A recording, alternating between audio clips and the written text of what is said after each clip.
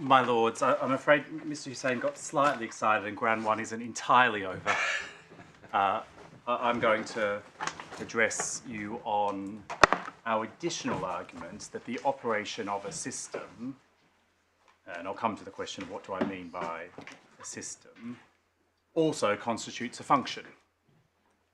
And just for your note, that argument is at 65 to 68 of our skeleton, 50 to 58 of the respondent's skeleton, and just for completeness, it's core bundle 97 is the order where we were granted permission to run this additional argument, which wasn't run below. In large part because of the developments in the case law, that's where we got this from. Can I give you a roadmap how I'm going to tackle this? First, I'm going to give you 3 core propositions that we rely on. Second, I'm going to take you through the cases. There are 6, but I can take them very briefly. That we submit, make good those propositions. And I entirely accept that at first blush, this appears an ambitious argument, but I hope that I can show you from the authorities that it's something that has been repeatedly held, and for good reason, because it acts as quite an important safety net and guardrail in circumstances where you may not have an individual decision, the policy may have been introduced a very long time ago, and we are concerned because of changes of circumstance or for whatever reason with the operation of the systemic framework. And the courts we submit have had no difficulty in finding in both the section 149 context and also the section 55 context that the operation of a system as a whole constitutes a function. So that's the second thing I'm going to do. And the third thing I'm going to do is just by reference to my learned friend's skeleton, respond to her 5 key points in response to this argument. So I hope that's helpful. Just 2 points flowing from some of the questions that were provided to Mr Hussain. What is the system that we say is being operated? We say it's the operation of the system of family reunion as provided under the rules, under the guidance, which we say provides an inferior process for children. That is the system. The second point, what is the relationship between this additional argument and the primary argument developed by Mr Hussain? Obviously, if you're with us on that point, we don't need this. But if you're not with us, we say, again, this acts as an important safety net, guardrail, as to why there must be a function exercised here. And any other approach we just say is unduly narrow. So part 1, key propositions. First proposition, already addressed by my learned friend. Section 55 applies not only to the making of individual decisions, but also to the function of making rules, giving guidance, effectively designing the framework. Second proposition, we say, flows from the first. For the same reason that decisions regarding the design of the system, introduction of rules, guidance, constitutes a function, we say that the operation of that system must also necessarily constitute a function. We say that flows from the ordinary and natural reading of section 55, any function of the Secretary of State, just standing back as a matter of common sense. When the Secretary of State is operating this system of family reunion, what is she doing if not exercising a function, discharging a function? And we say, as I will show you, that interpretation finds clear support in the case law. At some point you'll tell us what you mean by operating a system. You might think that on the one hand there is putting in place a system, which is not what you're talking about, and on the other hand there's making individual decisions under it, and there's no need for some intermediate concept of operating it. Once it's in place, it's in place. You're not doing anything. Yes. You've done what you need to do by putting it in place. I'll show you this in the cases. So Bridges is one example, DX I think is the acronym, is another case. But just to give an example, you might design a system in relation to asylum support, accommodation support. And at point A, that system is designed, the rules are introduced, the guidance is published, and an EIA assessment was undertaken at that point in time. And there will be individual decisions taken in relation to that system, and it may well be that in relation to those individual decisions, you are also, or you have to, take into account PSED, or if it involves kids, Section 55. And in the vast majority of cases, a standalone challenge to the operation of that system will be answered by either saying, well, look at the individual decisions, or at the design level, we took into account Section 55, Section 149. So that will be the answer in the vast majority of cases. But there will also be cases, and I'm going to show you some, where there may have been a change of circumstances. So in one of them, it's COVID. So you have a policy introduced in 2012 with a system, and yes, there are individual decisions taken under the system. But because of COVID and it introduced huge delays into the system, and the system wasn't working.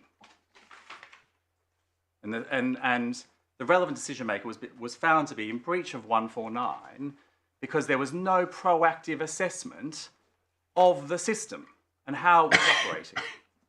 Now, that didn't concern individual decisions, and it didn't concern the original design. Which case is this you're referring to? This is, I think the COVID one is the DXH decision. Is which, sorry? DXK. Okay, fine. So I'm going to show you that. It's one of the key cases. Yes, okay, so we've got the point, and we can develop it when we see the case. But that you say, although what I put to you would be true in the great majority of cases, yes, there will be exceptional cases where a change of circumstances impacts on the system in such a way that a proactive assessment of compatibility is required. That's exactly right. And is your case here that this is a change of circumstances? Or so here we're in a slightly different... So here we're also in a very unique situation. So are you relying on a change of circumstances? No. So it's not a change of circumstances? This is not a change of circumstances. This is a second category where it's acting as an important safety net or guardrail, which is that the Secretary of State here can't point to the initial design, to having regard to Section 55 at the initial design of the rule stage, because that was pre-Section 55. Mm-hmm. So you're really saying, in effect, that any legislative system which had an impact on children, I say legislative system, sorry, that's a clumsy phrase, but any legislative framework, yes, that involved the interests of children, which was in place prior to 2009, should have been reviewed, presumably as at 2009, to check whether it did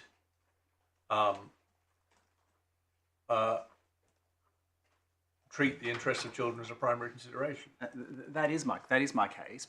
If that legislative framework is still operating, and I have my Lord Justice Lewis's points that, well, Parliament when it enacted this didn't have some kind of retrospective provision. I entirely agree with that. But no, it wouldn't be retrospective. It was simply a provision saying, shall make arrangements, yes, and shall apply those to continuing things. It was a misuse of the word. It was a misuse of the word retrospective. Yeah. I entirely take that point. But my submission is that wasn't necessary because of the breadth of the word any function. It's the discharge of any function. It's the discharge of any function. That's what the Section 51 yes, applies to. Yes, the discharge of any function. And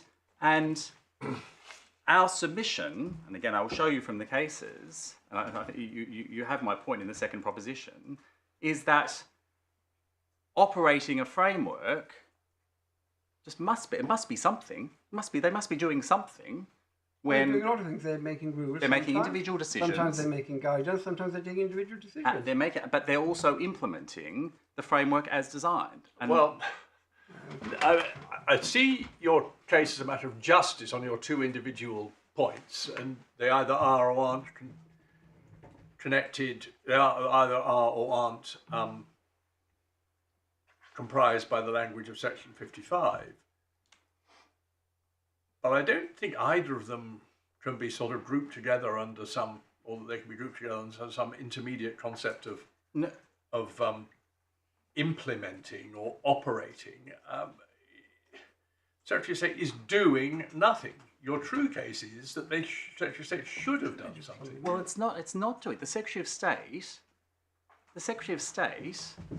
has designed a framework whereby if you're an adult, you go through door 1. If you're a child, you go through door 2 with all of the additional impediments required in door 2. And it is implementing that framework. Yes, it's then taking individual decisions in relation to that, but it is implementing that framework. How? How is it doing it? Yes. By, obviously, it's implementing it, or the Home Secretary is implementing it by the making of individual decisions. Yes. How else is it being implemented? Well, let me give an example of, again, coming from one of these cases, which is, I think it was El Kundi, and I'll come to it, which I think two of the panel were involved in. I think that was the case about wait lists, and the concern was about that systemic process that was being applied. It wasn't about the individual decisions, or not that aspect of the case. It wasn't about the individual decisions. It was about the process. And so there it was implementing that system of wait lists. And I say it can't be right that it's only a function where you create the rules for that wait list, but not then actually applying that, not applying that framework. We'll have to go back and look at Why didn't we just then go through the cases? We've flagged up a concern. Yes. You think it will be answered or easier to answer once we've looked at the cases. Yes. So let's do that. I think that's right. Okay. So there's only 2 of your 3 propositions. Yeah, my third proposition really picked up many of these points, which was this acts as an important guardrail in the sense of you can't kind of set up a system, design a system, and then just forget about it. This is a continuing obligation, and you'll see that in the PSED cases. And my point about this doesn't give rise to a concern, or shouldn't give rise to a concern, that it means in every single case, wherever there's any sort of system being operated, you better say, haha, you must do this, because in the vast majority of cases, it will be either an individual decision case, so it's straightforward, or you'll be able to just point to the fact that you considered these matters when you designed the system. Yes. So that's the third proposition. Let's go to the cases. Can we start? And can I just flag up, let's not look at it now, but we may just want to look at the language of Section 55 Yes. to see whether those introductory words which puzzled me about to ensure that arrangements are in place or whatever they are, Yes. whether that feeds into the analysis either for you or against you. Maybe it's neutral. Yes. But don't do that now. Okay. But before we finish, let's look again. Yeah, of course. So Okay, cases. let's start at Bridges. It's volume 2, tab 21.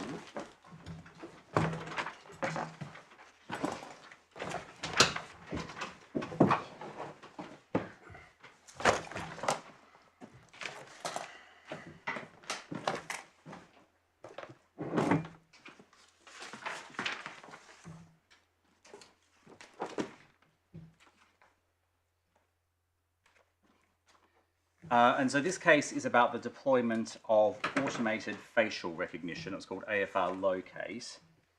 And what was being challenged in this case was the use of AR locate generally and its use on 2 specific occasions. And you can see that if you go to para 25 at 860. And it was challenged Article 8 grounds, DPA grounds, but also PSCD grounds. We're concerned with the latter of these. And the reasoning, key reasoning, starts at 163. So sorry, I was being slow. 25. 25 just makes the point about the scope of the challenge, that it was a general challenge and its use on 2 specific occasions. Okay, wait. And if we then, my lord, go to 885, and we see the heading Ground 5 Public Sector Equality Duty.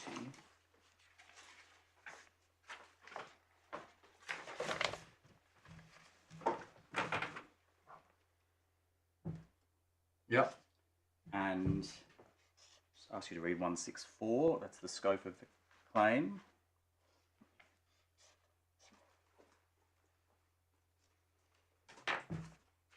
It's all about the use of this software. Yeah. It wasn't about the decision to introduce it. It was about its use. And at 166, this is, you see that there's a reference here to the EI. When it was first introduced, there was actually an EIA that was done. And what you then... Sorry, where do we see that? At 166. Yeah. Where do we see that EIA was? Oh, sorry, it's at 167. Start of 167. So 13th of April 2017 is shortly before the introduction, Yes. is that right? Yeah. Okay. And then in the final sentence there, he made clear that his focus wasn't on whether or not that was erroneous, it was whether there was a continuing failure to discharge the PSED and not about that equality impact. Which paragraph are you on? I misheard. Sorry, that's the final sentence of 167. 167. Right. Sorry, my lord.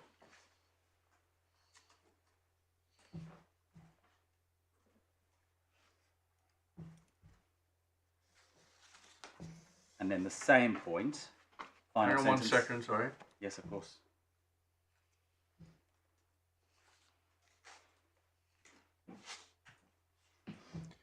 So will it become clear when we read on why it makes a difference that he frames it that way? What was different as between the position in April 2017 and the subsequent position? What's the date of the challenge? The date of the challenge is where 6th of April 2018. So you get that from 813 by claim form dated 6th of April 2018.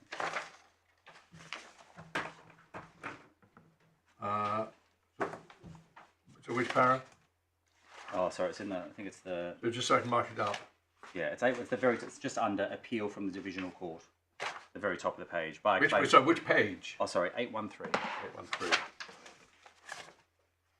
No, it starts at 850. Sorry, I didn't mean to spend a lot of time on this. Oh, sorry, this is the wrong case. Sorry, I've just gone to the wrong case. That's John. Sorry, it's the no tab. The date of the claim. I've got it. I've got it. 854, is it? Yeah, I'm sorry. The tab has disappeared between mine.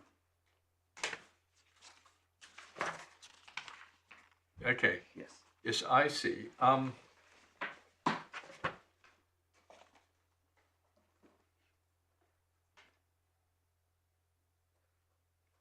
something's gone wrong. The claim form issued on the 18th of October 2018. That's at the top of 854. Yes. Then rather confusing, the appellant's notice seems to have been filed earlier, but there must be a slip for 2019. Anyway, right. So we got the date. That wasn't just me being pernickety. I'm not quite clear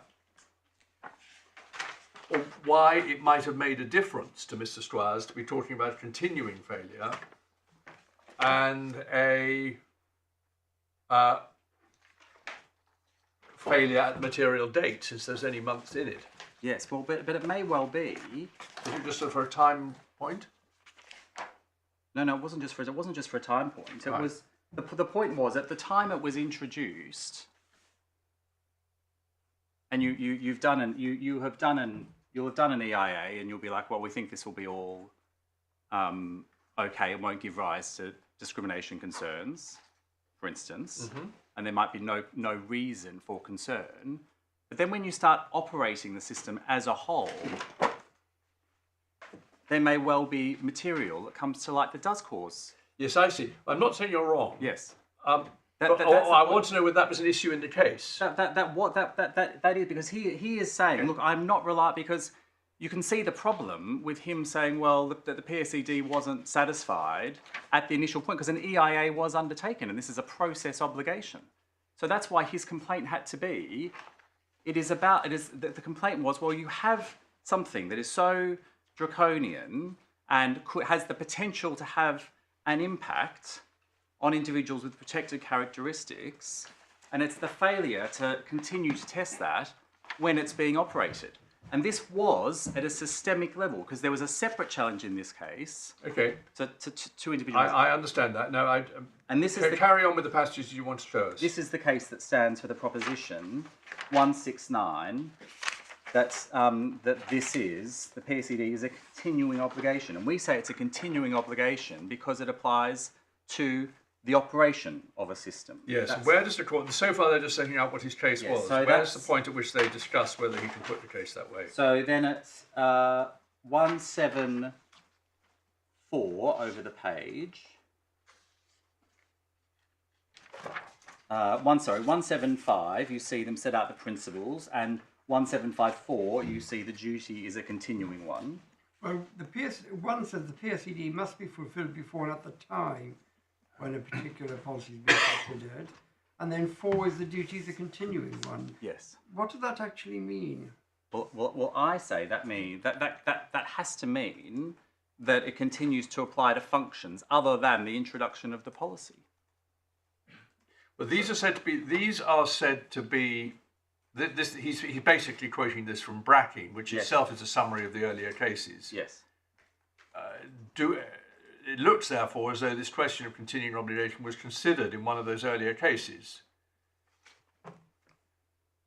I think it's very well established that it's. Well, it may be, but we want to understand it and why it's right. And I don't know what it means. Whether it means the policy must be continually monitored and assessed. Yes. Or whether it means each individual decision taken pursuant to the policy, you must have regard to the PSED duty for that individual decision. Yes. Or whether it's a third thing, which is that you're like your change of circumstances. If circumstances arise, which gives you doubt that it's fulfilling the 149 duty. So it can't be the second thing because of the fact it operates at a general and an individual level. So the continuing obligation means you've got to review the policy. How often? Every week? Every month? No, but it would have to be. It'd have to be at a reasonable level. But we say that is because the function there has to be the operation of the system, which is why that there is a requirement to review the policy. I understand what your case is. This is being very helpful, but we need to get to actually where the reasons behind and the meaning of that continuing duty is discussed by the court. So, if we then go to 199.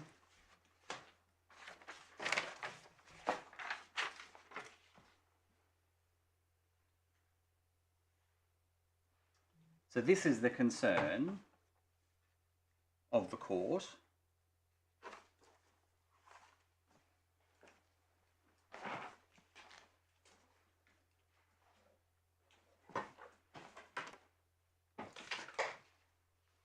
And ask you to read 200 and 201.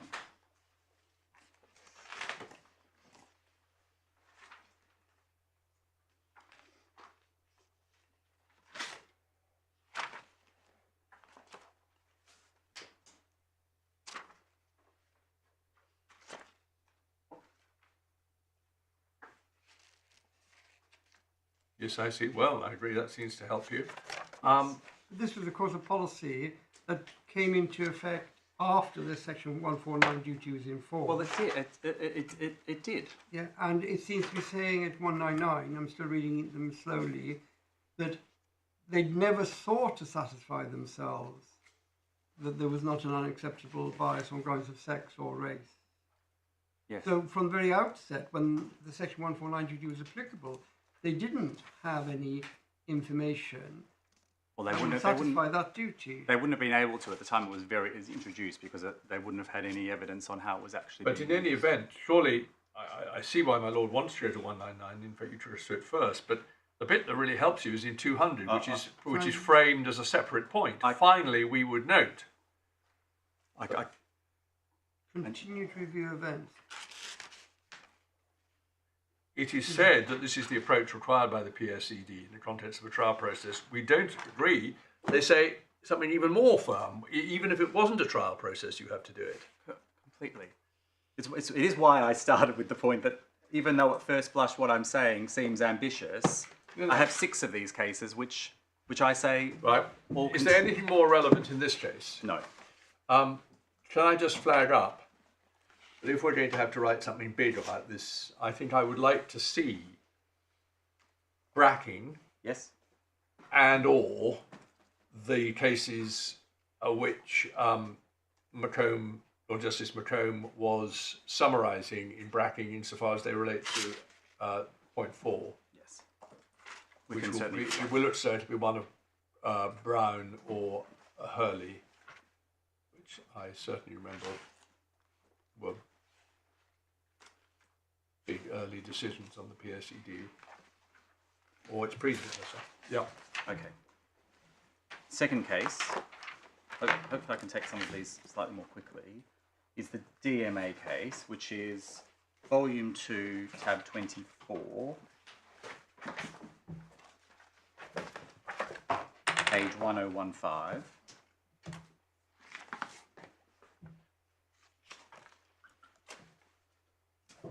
And this case concerned the Secretary of State's system for the provision of accommodation to failed asylum seekers. The PSED analysis starts at 309, 1078.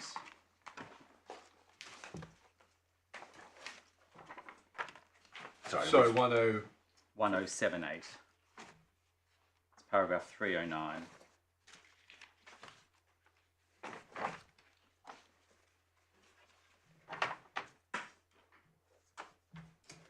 Okay, let's have a look.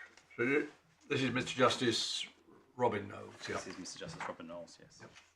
And the challenge is summarised at paragraph 311. Not about the introduction of policy, not about rules, not about guidance, not about individual decisions. It's about a duty to monitor, which has within it the implication you've got to monitor because there's a duty to make sure it's working properly. Yes. Could that be analysed as that? Surely could be analysed simply as a duty kicking in the design of the system, that there must be monitoring in the system, and if you have a system which doesn't provide for monitoring, then you haven't had sufficient regard. You haven't had regard. No, perhaps that doesn't work. No, I don't think that's certainly not how this decision is framed, or there's other similar decisions. That's fine. Let's have a look. So that's 311, and then the judge at 325 agrees with that analysis. So that's at 1080. Hang on 1 second.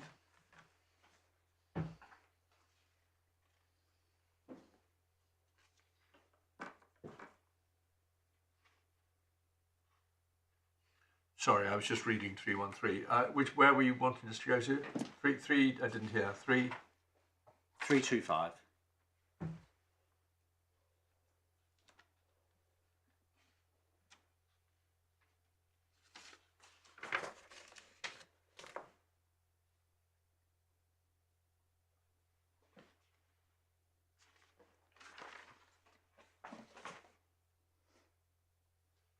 Well, 324 and 325. Yes. Well, Now, what is this about? Is it about the fact that they're not checking up whether they've got suddenly 200 disabled people and they only had 100 spaces before, or whether they've never thought about disabled people and they suddenly realise that some asylum seekers are disabled and they've got to provide, for example, things like wheelchair accessible accommodation? What was the actual it's about the absence of ongoing monitoring. Yeah, monitoring of what and why? The monitoring of the impact of the system that was being operated on individuals with disabilities. Yes, but why was that a problem? If there were no asylum seekers with disabilities, then monitoring wouldn't matter. There must have been some argument as to why it was important here to monitor. Was it being said that there were more disabled people than they'd anticipated, or that the accommodation never accommodated them? There's always a context.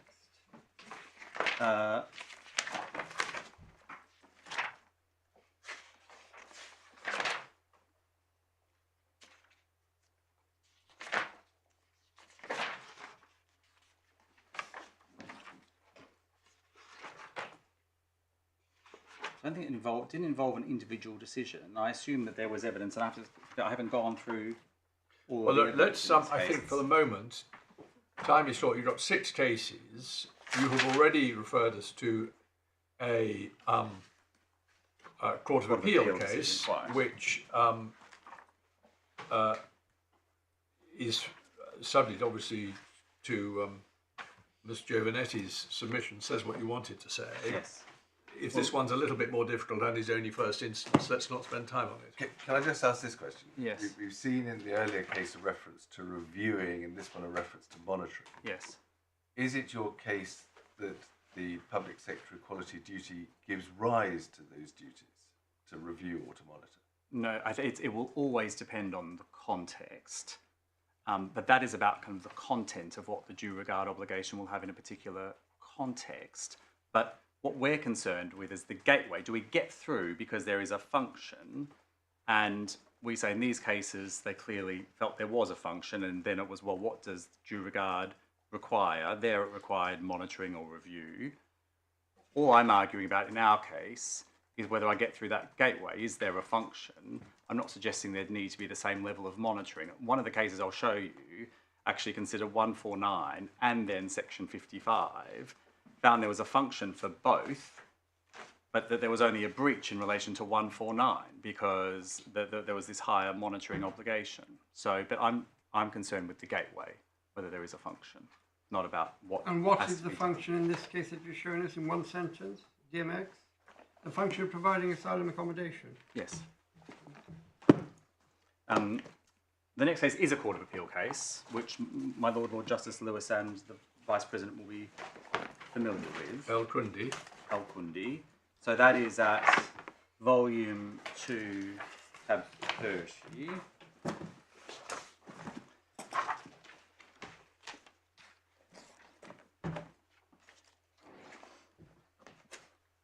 So the relevant discussion starts at 109.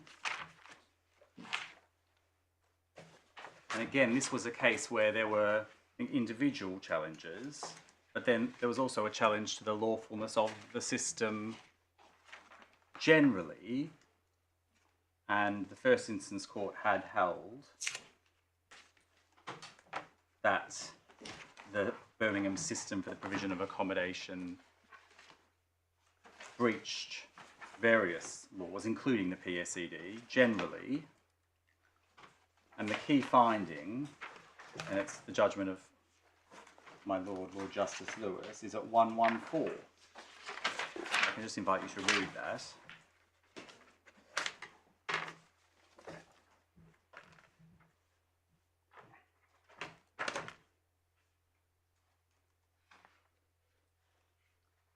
And just underline 2 lines from the bottom, the nature of the system. The problem in the Al-Kundi case was that they were supposed to have regard to people with disabilities, for example. One of them had, well, they all had disability, one or another. And the authority didn't do that. What they did was every time they got a vacant property, they looked at how many rooms you needed and they put it to the next person on the list. And it's in that context that those were observations were made. They weren't made, and I certainly had no thought of what if something had been designed, as you would put it, before the 149 duty came into effect, what would be the effect of 149 there? But all that is saying is when they were allocating individual properties, as they were doing consistently, they weren't complying, they hadn't thought about the fact that they needed not, or I accepted that the judge was entitled to say, they hadn't thought about the need to make sure that disabilities were compliant. Yeah, I certainly don't want to quibble with what my Lord is saying about his own judgment. But can I just put it like this, which is, well, the approach taken by the judge below in our case would mean that if you weren't talking about, and I'm going to apply it to this case, it's either when the rule, you can either only challenge when the rule, i.e. the policy to have this wait list process, you either have to challenge that or you have to challenge the individual decisions, or if there is a decision to revisit the policy. But other than that, you just can never have a trigger, you can never have a relevant function. And I just say that my Lord, through whatever route, has found our function here, and we say it's it's the way the system is operating. Well, speaking for myself, I don't find it so helpful to look at cases where the point clearly wasn't in issue for the reason given by my lord. I'm not sure it really arose, but even if it arose, it was not the focus of the argument at all. I certainly take that. I take that point. Can we go to the next case? These are, and I'll take them quickly because they are 3 High Court cases. DXK, this is the case I referred to. It's volume 2, tab 34. Thank you very much, my learned friend. This is another case about the provision of asylum accommodation. This one was challenged on both Section 149 and Section 55 grounds. If we start with the PSED at 125,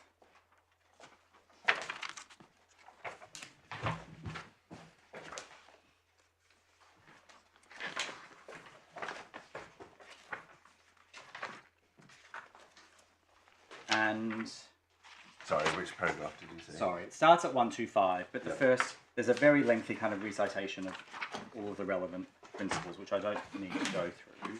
It's 136. The court refers back to the DMA decision, that's the monitoring decision that I showed you earlier.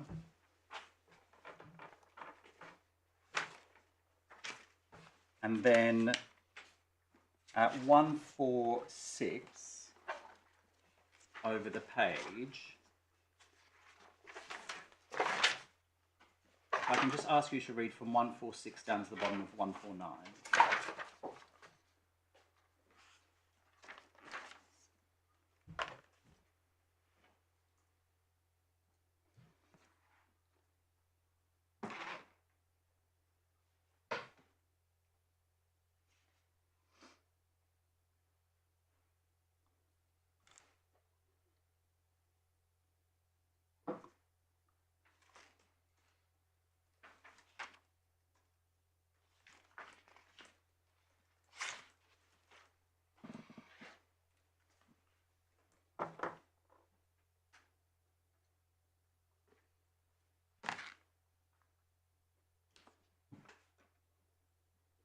Yeah, okay. Okay, so we say that's consistent with the Bridges analysis. So just coming back again, Yes.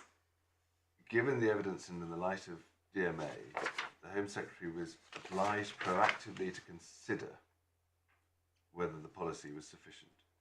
So, again, what's the source of that duty? Is that the PSED That's the PSED.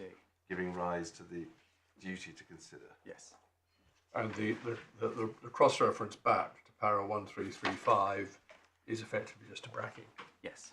like in Bridges. Yep. Okay, almost there. Penultimate case, tab 36. Refugee Migrant Forum of Essex and London. My lords, I'm very sorry to interrupt Mr Pobjoy. I forgot to send my usual note. I'm just going to pop out for 2 minutes. Yes, of course. Yes, do. I'm so sorry. No. I forgot which tab. I'm so sorry. Sorry, Still it's reading the other one. tab 36. So sorry, right.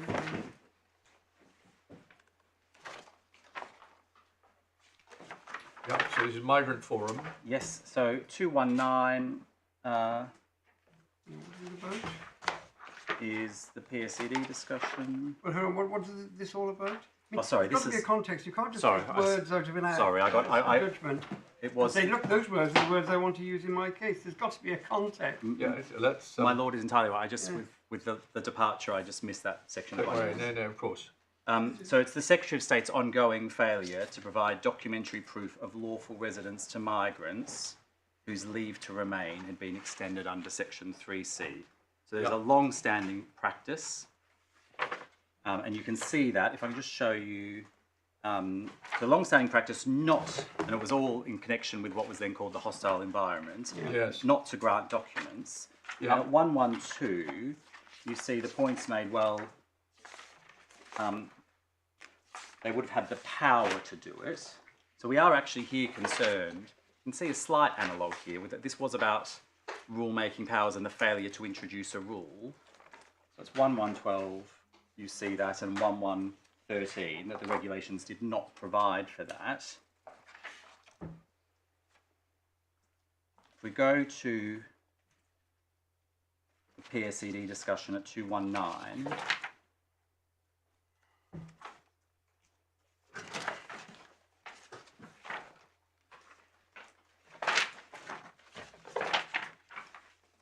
and then, perhaps helpfully, and I take the point that in many of these cases this point wasn't actually argued here, there was, at least initially, argument about function, so that you see that at 224. Initially, and for similar reasons to the argument being run here, said no function, but then at 225 you have a concession. And then at 226 the judge... Sorry, I'm sorry, I'm going too quickly.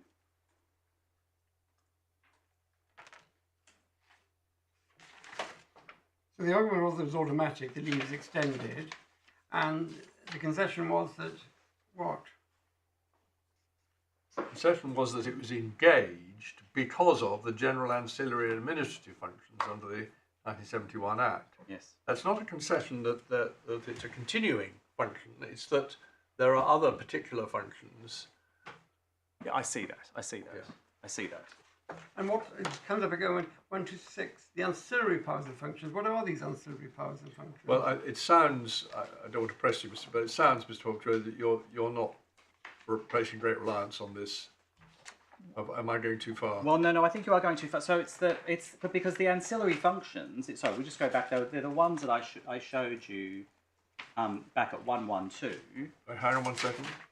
Sorry, if you did, I didn't notice them. Hang on, 112. Yeah. Just to show you the breadth of what they're talking about there. Wait. The power to provide migrants with documentary proof of their status. And that includes a power to issue an electronic visa. So that's what we're talking about then. Yeah, but the power is the function of issuing an e-visa to confirm automatic extension of leave. Quite, but the same thing could be said here, where clearly there is a power to amend, change, introduce new rules or guidance. I'm not with you now. Because there wasn't, the issue here is that there wasn't a decision not to, there wasn't a decision. There was 248, sorry.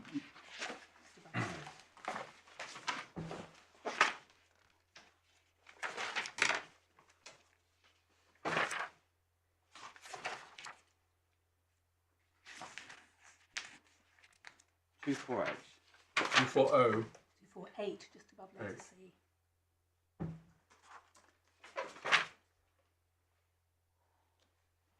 It does look as if it's against you in the sense that they didn't look at some amorphous system. It looks as if it's a very specific power, the ancillary power to provide documentary proof. My understanding, I can come back to this in reply, but my understanding on that decision, in deciding not to provide, I'll hear what my learned friend has to say about it in her submissions, that it's no different to what is being advanced in this case in terms of maintaining the status quo. That was the extent of the decision, i.e. the decision not to provide documentary proof. It's no different to what has occurred in this case, i.e. we've just maintained the status quo for this entire period. The different things. Here they're not doing the thing that they want, getting the e-visa. In our case, today's case, yes, you want it done by the rules rather than on a case-to-case basis. No, this was not on a case-to-case. This was not on a case. No, our case is case-to-case rather than rules, and that's what you're complaining about here. Just completely different, isn't it? Well, again, I'm just worried about the time. Yes, individual first instance decisions, even by very distinguished judges, in very different circumstances. I will deal with that. I will deal with that. Not really going to help us so much. And I might just give you the references for the final case rather than spending time taking it up, because it is also another first instance decision. It's the Awali decision, Volume 2, Tab 37, and I would just ask you to read 126 to 127. But it just is in a very similar vein to that case. So the third part of my submission is just some wrap-up submissions and the addressing the key points made by my learned friend in her skeleton argument. We submit that in operating the system for family reunion, the Secretary of State is exercising a function. We say that finds support in Bridges and in a number of the other first instance cases that I've taken you to. My learned friend has raised 5 answers in response to that. And just before you do, Of course. you've explained in relation to one of these cases that the duty to monitor or review Yes. arose from the PSCD. Yes. Do you say that a duty to monitor or review arose from Section 55? Yes. Yes. Yep. And it may well be a more elegant way of framing it, rather than it being about the operation of the system. It's an obligation to review policies that are in place, and I don't think it can change depending on whether or not the policy was introduced pre or post the introduction of Section 55. It sounds as if you're saying the opening words must make arrangements, include Yes. must make reasonable arrangements for regular monitoring and review. That is what I'm saying. That's what you're saying, I what I'm think. Yes. I mean, And that is at peace. I'm sorry. no, sorry. But, I mean, if a duty arises in the way you say, it Yes. doesn't seem much of a step to say that performing that duty is a function. There is a prior question of whether the duty arises. Yes, I see that.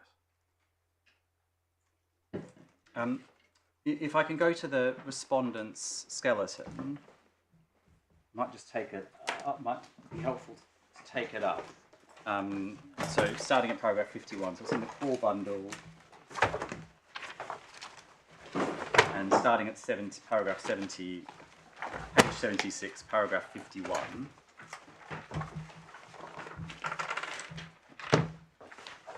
Getting your reply in first. You should bear this in mind when you come to your actual reply. Absolutely. But I'll take these points very quickly. Okay. My learned friend picked up many of the same points that the court has, so I've dealt with a lot of them already. Which page of the So bundle is it? we're starting at page 76 of the core bundle.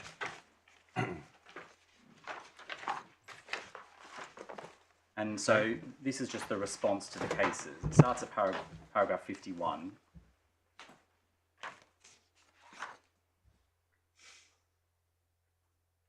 And so the first point is, well, none of these cases should be treated as authoritative because there was no dispute as to whether Section 149 or Section 55 applied. I'll listen to what my learned friend says. It's not entirely clear whether she is saying they're wrongly decided. The skeleton doesn't go so far as that. Insofar as it's relying on the fact that they're concessions, I say that doesn't help because the judges in these cases either accept that concession, sometimes record in terms that the concession was rightly made. So I don't think that point goes anywhere. The second point is, well, none of these cases cited the 2 cases my learned friend addressed. And again, we say that goes nowhere. It's not being suggested that any of these cases are per incuriam, wrongly decided, and in neither of those cases... Well, the truth is we don't need to worry. Quite. We only need to worry, frankly, about Bridges. Bridges appears to say, as part of the ratio, what you want it to say. Yes, well, I'm very happy. The others are, none of them, so central, and some of them are debatable altogether. Yes, well... They're all first instance. In light of that, can I just show you 53, which is the response to Bridges, Yeah. where my learned friend says, well, the issue in that case was that the decision had been supported by an EIA, which the divisional court considered adequate. Well, we say that just does not grapple with the core reasoning that I showed the court. It went significantly beyond that. And I think the final point that's made at the end of the skeleton is that, well, even if we're right that the operation of a system or a requirement to review policies guidance is a relevant function. This is 57 you're Yes, that's right, 57, 58. Yeah. My learned friend says, well, it's been complied with because of the requirement to have regard to Section 55 in individual decisions. And And we say that is no answer to our systemic complaints. And you have the point that this operates at an individual and systemic level. And it is no answer to say, well, when you get to the end of the process and you have Section 55 considered, well, the mere fact you've had to go through that whole process. So we say that's no answer. And just so I'm clear in my mind, in case I'm getting confused here, when you use the word systemic, which is a label, do you mean the power to grant leave to a child to bring in his parents or leave to the parents? There's no power in the rules, or are you saying that the criteria used is different? Is different. You're saying both? No. I'm saying it's the fact that the criteria is different and the process is different. It's an inferior process. That's the key point. It's an inferior process, primarily in that the criteria are more demanding, but that also involves a much more elaborate process and more problems for the appellant. Also, though I'm not sure this is quite so fundamental, that a shorter period of leave is granted. That's right. And all of those, just for your note, are summarised at para 72 of the judgment. So what he should have done, what the Secretary of State should have done, is to consider whether he wanted or she wanted to do that and have those two different routes, two different sets of criteria, given that when she's deciding that, you say she's got to have regard to the best interest of the child in the United Kingdom. Yes. Yeah.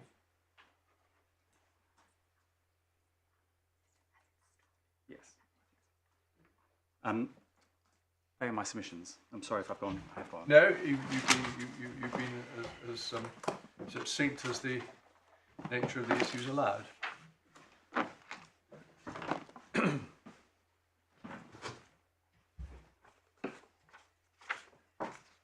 My lords, may I then address you on ground 2, please?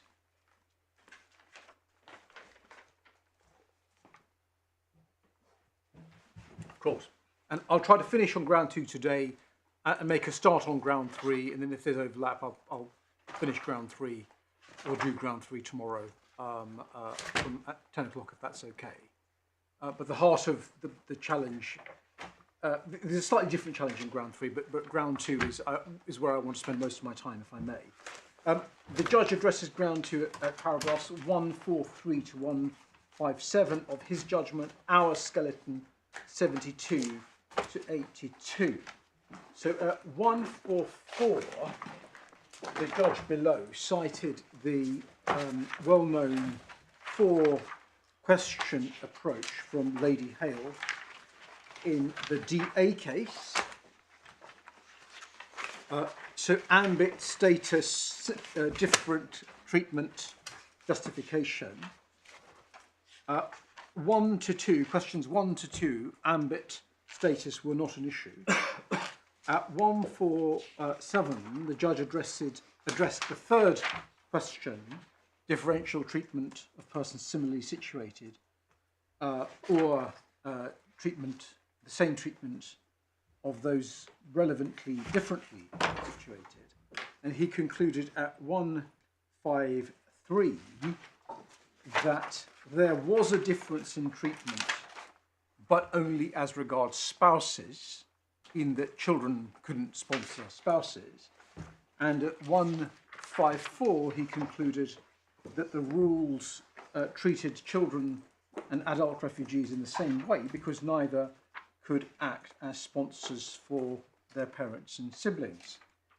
We say that the judge applied an over-technical and narrow approach to the question, and it is common ground that that is not the right way of going about this.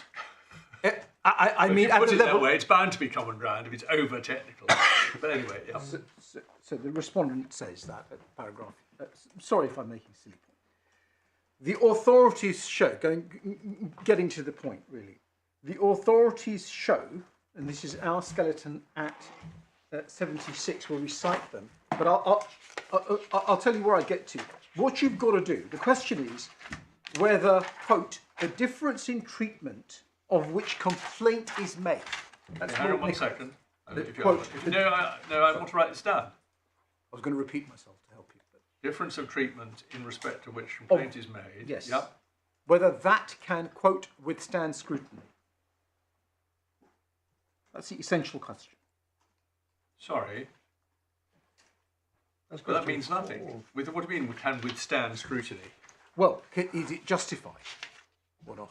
Surely justification is the fourth point. Yes, but the authorities show. Can I take some time over this? The authorities show that unless you've got a very obvious or relevant difference in the situation, it is better to move to justification, and the questions are not intended as hermetically sealed questions. And we get that from the cases that we've cited at 76, sorry. But Hang the on 1 second. Sorry, my lord. Go to your skeleton at paragraph 71. 76. 76. Sub 1 to 5. Wait. Sorry, my lord. Yeah. What I was going to do is take you straight to the Lady Chief Justice, Lady Carr, last year in AB, because she summarises the case law. But if it's helpful, I can also give you the references in the bundles to Carson, AL Serbia, SC. And Yeah, so we can forth. find them. Or would you? Yep. shall I- Okay. But the reality is, some judges do both. My Lord Justice Underhill and I did a judgment a month ago. I said question 3 in favour of one party, question 4 in favour of one party. My Lord said that he found it more useful just to look at question 4. So he agreed with me in question 4 and was silent on question 3. Neither was erred by not looking or by looking at question 3. The real question is, if one of us decides to look at question 3, what's the answer? There's no way in which you can rule out a judge from looking at question 3. Is there a difference of treatment?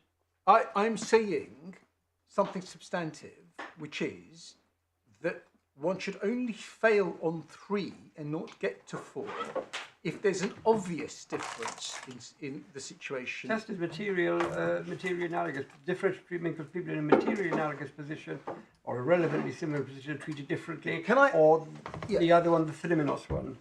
Yeah, We're not on Sliminos yet, are we? we're not on film loss. I don't accept the way my lord's put it. It glosses over the way the case law's developed. That's my answer. Okay, you were going to take us If to you AB. let me take you to the case, please. It's AB. Yes. And it's volume 2 of the authorities, tab 35. This is April last year.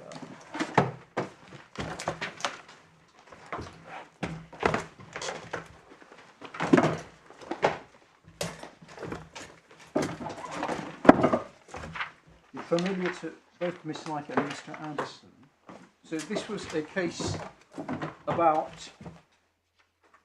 the biometric deferral for entry clearance applicants.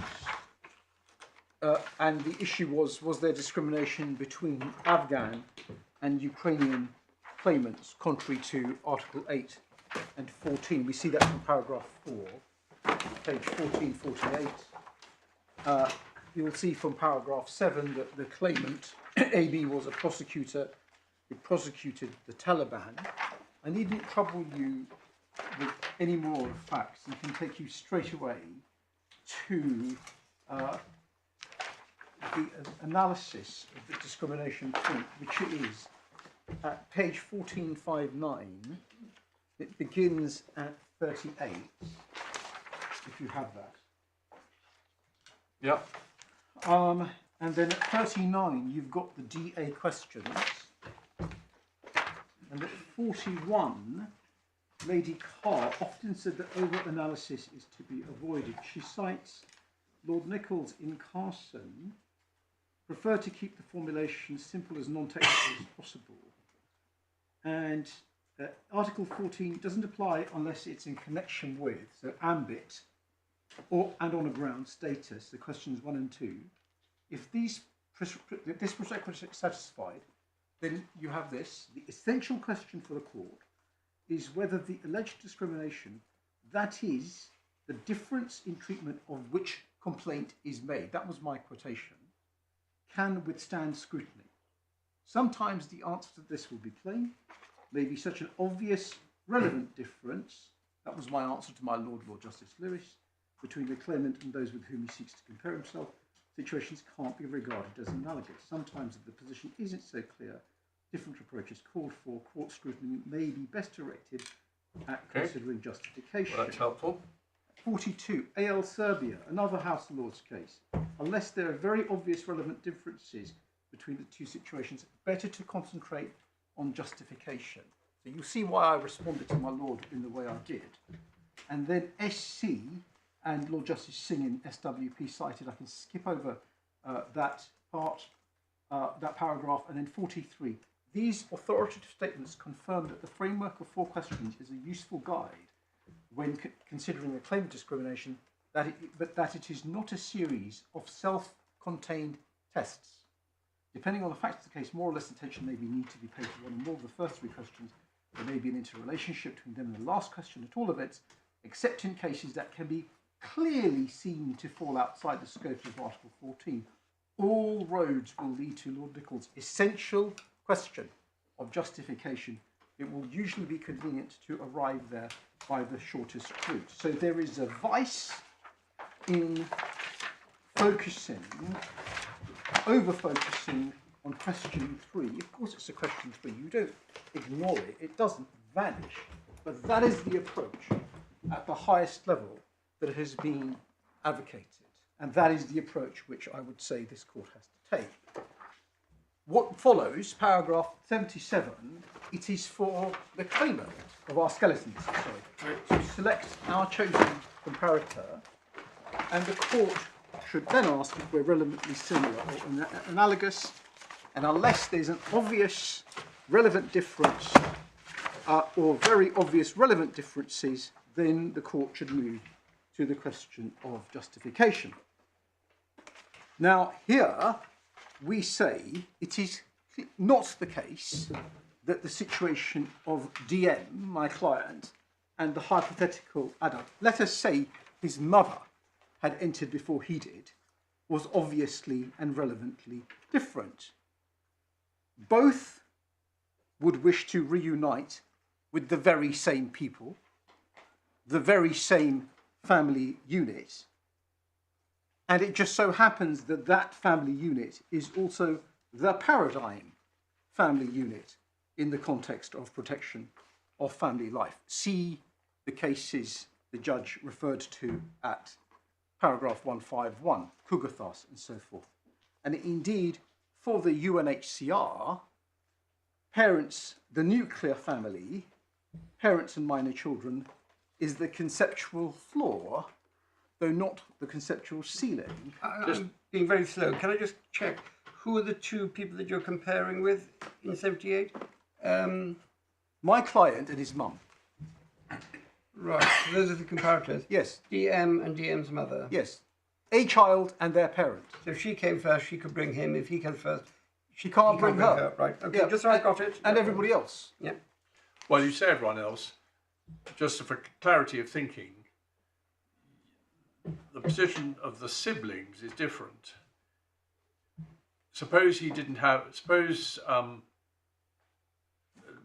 parents weren't alive or didn't want to come, and he wanted to be reunited with his siblings. His position would be different from his mother wanting to be reunited with the self-same people, namely her children. I don't follow. Well, he would be. They would both be wanting to record the same. yeah, but I'm my fault. Sorry. Could you just say that again? well, you're basically saying these are people. You're saying that if his mother was the applicant, she could bring him in. Yes. And if he was the applicant, he can't bring her in. Yes. Now, let's look at the siblings. If the mother was the applicant, She can bring them. she can bring them in because they're her children. Yes. If he was the applicant, can't. she was out of the picture, he can't bring them in. Exactly. But for a different reason, surely. But they're his siblings, they're not his children. No, but they're part of the same family unit. Well, they may be, yes. They may not be, but it doesn't matter. The relationship is a different one. The bond between a parent and the bond between 2 brothers, it's a different thing, isn't it? Okay. So we can. I don't think ultimately this matters, because if he can bring, I just want to get the analysis right, if he can bring his parents in, certainly any dependent children can come too, because the right to bring them in would be meaningless if they had to leave their other children behind, so they all come in together. But just doing the thought experiment of him being, of them not wanting to come, or perhaps being dead, the basis on which he could seek to bring his the children in would be very doubtful. But we needn't go there. I just want to make clear, nevertheless, I'm thinking about it. It's enough for me if I can just posit the mum and child. Yeah. That's enough. Yes, However, exactly. That's right. However, and analytically, I would say that it is also relevant. The material that I was reverting to show the extreme bonds that survivors, guilt-ridden child refugees have here with their siblings left behind. And there are accounts of boys going back, risking re-trafficking to get their sisters. It's extreme stuff, if I may say so. And so the idea that, well, that bond is somehow less powerful or less deserving of protection. No, I wasn't making any point of that kind. No. I was making a point that it was that the. Well, of course it's different. The mother-child relationship is different the other way. It goes the other way. As regards the point is... I'm thinking more about the point under the rules. Whereas that's what we're talking about. Under the rules... Under the rules, neither... And perhaps I put the point differently. Under the rules, an adult sibling would only be able to bring in other siblings by showing exceptional compassionate circumstances. Yes, that's my point. Yeah, but that's, if I may say so with great respect, that's falling into the error that the judge committed. You're not talking about the relationship. You're talking about the people you can bring in. It's the same people. Yeah, the adult can't bring in the sibling. No, because we're talking about discrimination. We're talking about different rules applying to different people. You're talking about difference in treatment. Yes. Vis-a-vis the same people being sought to be brought in. Not the same relationship. Well, I think we've explored this enough. Given that it's not going to make a difference in the facts of any... If there are dependent children left behind and the parents are being brought, the children can clearly be brought too. But the child can't bring his siblings. They bring the same people. Child can't... Well, are you saying they can or they can't? They can't. Well, exactly. But nor could they if they were grown up. My client had 4 If brothers. your client was 21 when he made the application, You're right. he couldn't have brought his siblings, except by showing exceptional compassion. Correct. So, now, if we're talking about discrimination, that's the important point. No, I don't accept that. Okay. I don't accept it because the comparison is: can my client bring in his mum and his siblings? That's his family. I'm just testing this, and it won't matter in this case. We've got this. I'm testing this in case it's relevant to other cases that may come up in future. I see. And I'm resisting my Lord's point, or trying to do so anyway, because the complaint that would be made, let's say the mum had passed away, yes. God forbid, the complaint that would be made is if the mum, if the adult could bring in their children and reconstitute their family unit, but the child can't bring in what's left of his family unit, namely his siblings. They're the same people. They yes, can't but bring them a in. fundamentally different relationship under the rules. Well, a child's relationship to his mother. Well, on this basis, all those cases that say under the immigration rules you can't bring in your siblings would be wrong. You'd say, well, No. Would be discriminatory. There's an ostensible difference in treatment. The reason why nobody's ever run a point is because there's a very obvious reason for the discrimination. I imagine it would be that we set immigration policy in this way. That's not the case here. This is not a case about high-end immigration policy setting. This is a case about we want children to be reunited. We don't want to separate children. There's no socio-economic issue here. It's a patrician concern that's driving the difference. The patrician concern is... A what concern? A patrician concern. Patrician meaning what? Patrician meaning paternalistic. A I caring concern that if we do this, other children will risk hazardous journeys. And, Okay. and the issue is... Well, is there any evidence? I'm regretting having raised the question about siblings because I think there's a risk of us detracting from the key issue in this case. Yes, I'm sorry, but if I've clearly not... Well, it's up to you if you want to use your time. No, It's no. really important No. to go on, but at the moment... No, it's not. But my submission is you don't need to go there. It's the wrong way of looking at it, with great respect, for the reasons I sought to give you. And I was going to say that for the UNHCR, the nuclear family, parents and minor children, is the conceptual flaw for family reunion. See our submissions, please don't take it up given the time, see our submissions in response to the UNHCR's intervention, and that's supplementary 2, tab 5, page 38, para 10 to 11.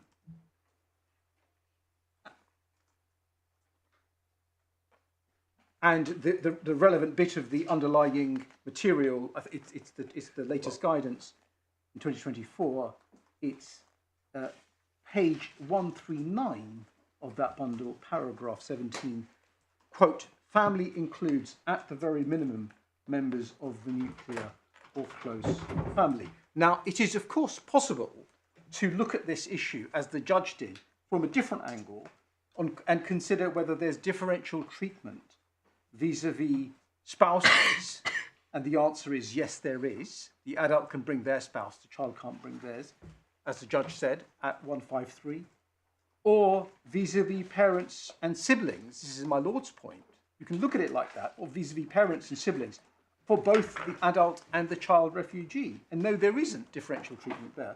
But that, we state, is nothing to the point, because, as Lord Nichols said, the question is whether the difference in treatment of which complaint is made, can that withstand scrutiny?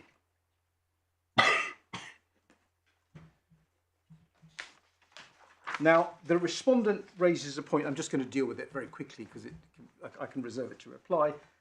The respondent says at 63 and 64 of her skeleton that different people may have different degrees of connection. You may have somebody who's just short of 18, fairly independent and so forth. We say individual variation is a feature of any group-based discrimination comparison. The task is to compare the individual with the comparator. My client was very dependent on his family, as the medical evidence shows. He was analogous to a parent seeking to sponsor... Well, hang on, sorry, that's not the point you want to make, is it? The broad point... If that was the case... Yes. If that was the... You want to say, not that in this particular case it happens he was very close. You're wanting to say it doesn't matter. It doesn't matter. No, fine. It doesn't matter. So Imagine... Sorry, you're don't right. Get distracted You're right. into points that don't... My lord, you're right. I'm sorry. Imagine a practice that barred women, an employer who barred women from certain jobs. It would not be an answer that some women wouldn't want the job. Indirect discrimination. Our skeleton at 80 to 81, very much in the alternative. Very much in the alternative. If we have to live with the lens through which the treatment of the child and the adult refugee is the same, because neither can sponsor parents or siblings, we say the child situation is relevantly different to that of the adult, because when the child seeks reunion with the parent and siblings, she is seeking reunion with her or his nuclear family. The adult isn't. Now, the judge said at 156, this isn't helpful because the concept of the nuclear family isn't clear-cut. We resist that for reasons I've just given.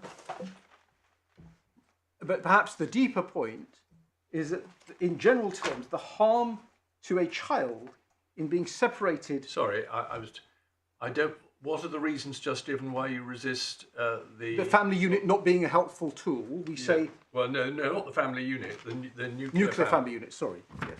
The idea of the nuclear family unit not being helpful. And the reason I gave, namely, was in our submission, that is the paradigm unit in the context of family life. See the cases cited at 151, Kukathas and so forth, and see the reference I gave you to UNHCR, conceptual flaw, UNHCR saying at paragraph 17. To UNHCR what, sorry? I didn't hear. Saying Yep.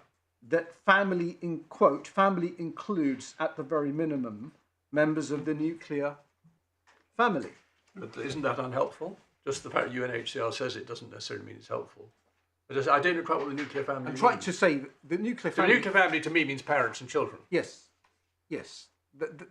That is what it is. Yes, I see. But you might be said to have a good Slimenos case, oddly, in this way. Yes. An adult refugee can bring with him those with whom he's been living in his family under the rules. A child can't. Now, admittedly, it'd be slightly different. It'll be the mother and the siblings, not the spouse and the children. Yes. But what the higher point of comparison might be is why should one group be allowed to bring in those with whom they've been living in the country that they fled, but another group can't be allowed to bring in the children, but you're resistant to that, it seems. No, it's my alternative case. Oh, right. And that's not dependent on nuclear family. It just says that those you've been living with. Yeah, but the adult refugee can't bring in everyone they're living with either. It's a nuclear family. They can bring in the spouse and the children. They're living with cousins. They can't bring them in under the rules. That's why I put it in the way I did. The rules contemplate nuclear family as the basic unit, spouse and minor children. But alternatively, Philomenos discrimination, we say that if there's no facial discrimination, if you want to look at it like that, as the judge did, then we say you've got to treat the two differently because they're relevantly different.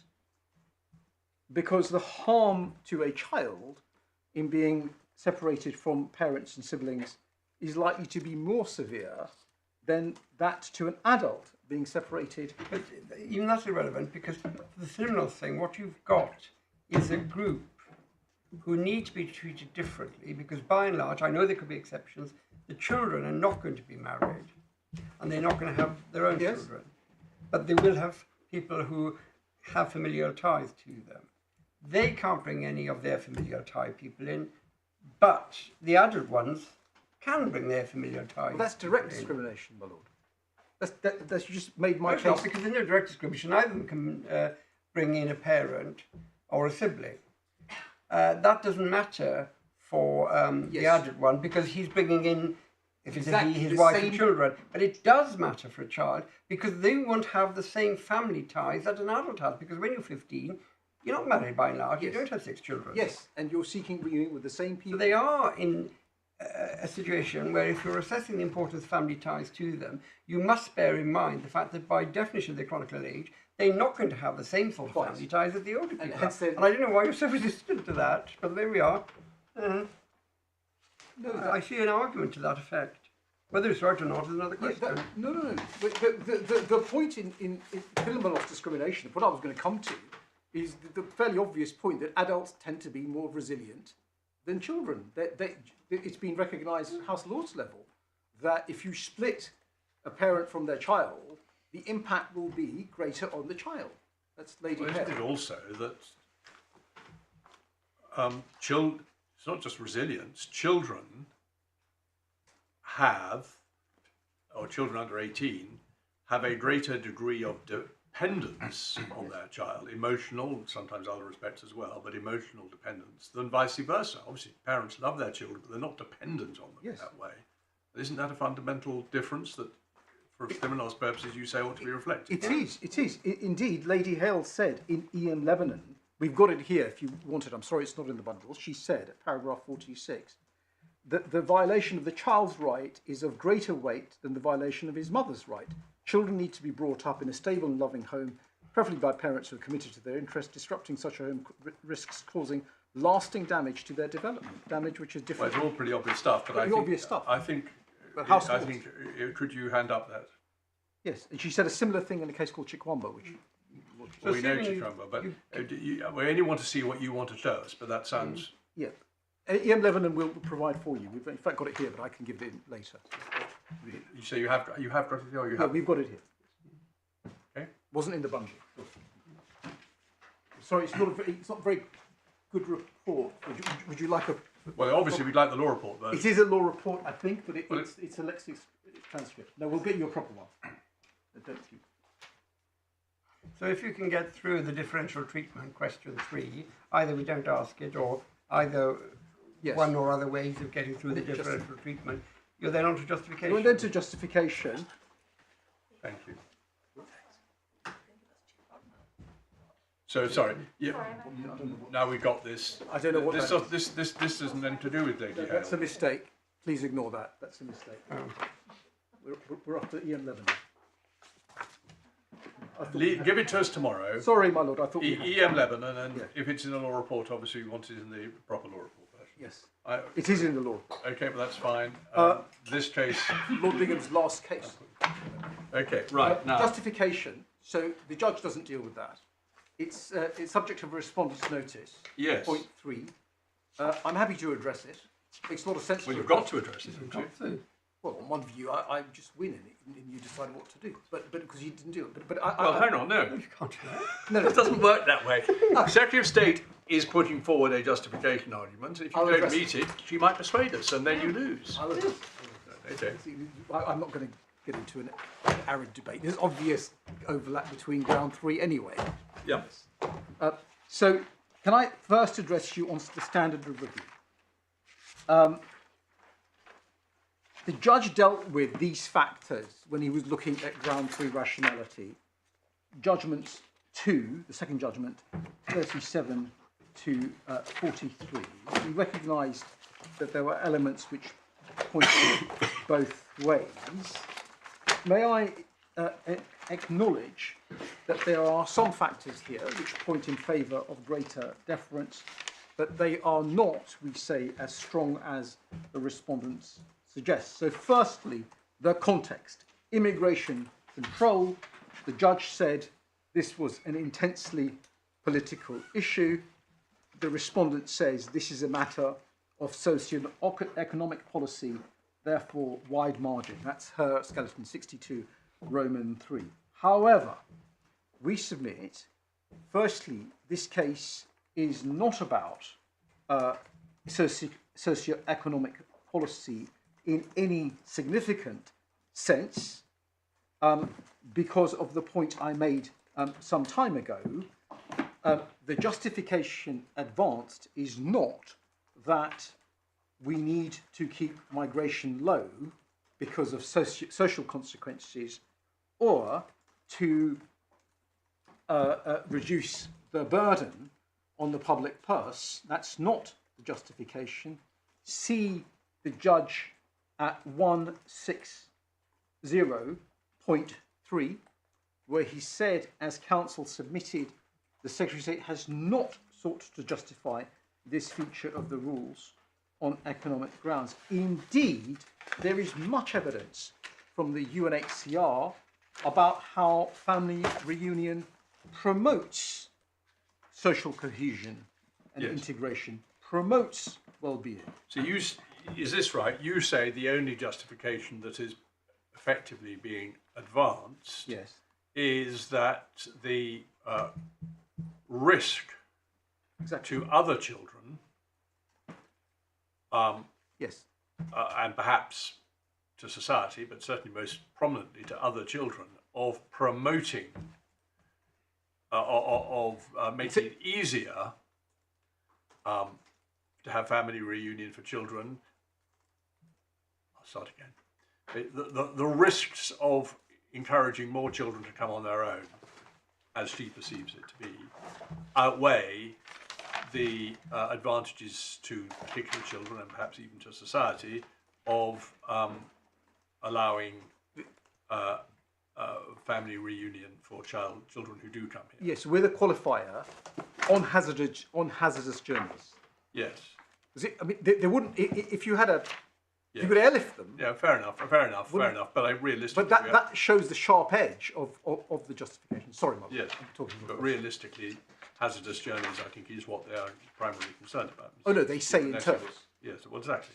They say in terms. Yes, Which is all why. right. But just so that I can be clear, you say that is the justification argument you have to meet, and only that. Only that. You say it shouldn't be labelled socio-economic. That may well be right. No, exactly. We still don't know what the answer to it is. And the reference to UNHCR, how family reunion promotes integration and so forth, is I was going to say LB1. Well, we see all that. Sorry, but I don't want to get muddled from one point to another. You're saying it doesn't deserve the label socio-economic. Yes. And I see the force of that argument. But in a sense, the label isn't really what matters. If this is a policy judgment by the responsible democratic minister that this is a very high risk which outweighs the advantages, isn't that something which we have to respect?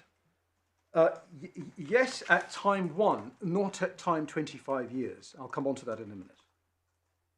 Sorry, I don't understand that. Why does the life of a child matter less? It's not the life of the child; it's the life of the policy. So, what does time 1 mean then? 2000, when the policy appears to be brought in 2000, we accept that you could make that kind of productive judgment. But 25 years later, when everybody is saying there's no evidence of this, of the pull factor. But the Secretary of State doesn't agree about that. Oh no, she does. Her case says. Yes, but she says it's sorry, she says it's not a question of evidence; it's a question of prediction. And since this has never been tested in the UK circumstances, we don't know. I accept that you have to posit a counterfactual and what would happen if we had this, and that involves prediction. However, Sorry, the only I'm not wanting to argue with you. I'm just wanting to keep the focus on the actual point you're having to meet. And I'm not. Your first point was not about socio-economic factors, and I see the force of that. Well, I was suggesting that the real that whatever label may have been used, that's not the real point being made here. The point being made is that this is a judgment which is appropriate for the Secretary of State as the democratically. Can I? I've tried to give you a snapshot answer to that unsuccessfully. Well, okay, I'll shut up. Can I just go on making your points? Yeah, I will address it in order. Absolutely, I'm going to come on to that. Okay. But the next point I was going to make is that in the discrimination analysis, it's not the case that we're arguing for some an outcome, because the focus of discrimination analysis, of course, is the difference in treatment, not the measure itself. We argue for a particular outcome in ground 3. That's our maximal case, the last limb of ground 3. Yeah. Here, it is just whether the difference in treatment can be justified. But if it can't be justified, what is the outcome? It's that on the ground 2, a matter for the Secretary of State, level up, level down. There are two options. You don't let anyone bring their family in, Yes. or you let children level up bring their or family in. level up or level down, and the vice of under-inclusive provisions. This was all. Belmarsh is the clearest example of that, where the Court of Appeal said, "What are you complaining about? Wouldn't it be worse if we locked everybody up?" The House of Lords said, "No. If you go if you follow the logic of the difference in treatment and lock everybody up, you then have to take a political cost." So the focus has got to be on the difference in treatment, and that points in favour of a more intensive scrutiny, because we're not arguing for an outcome in this ground.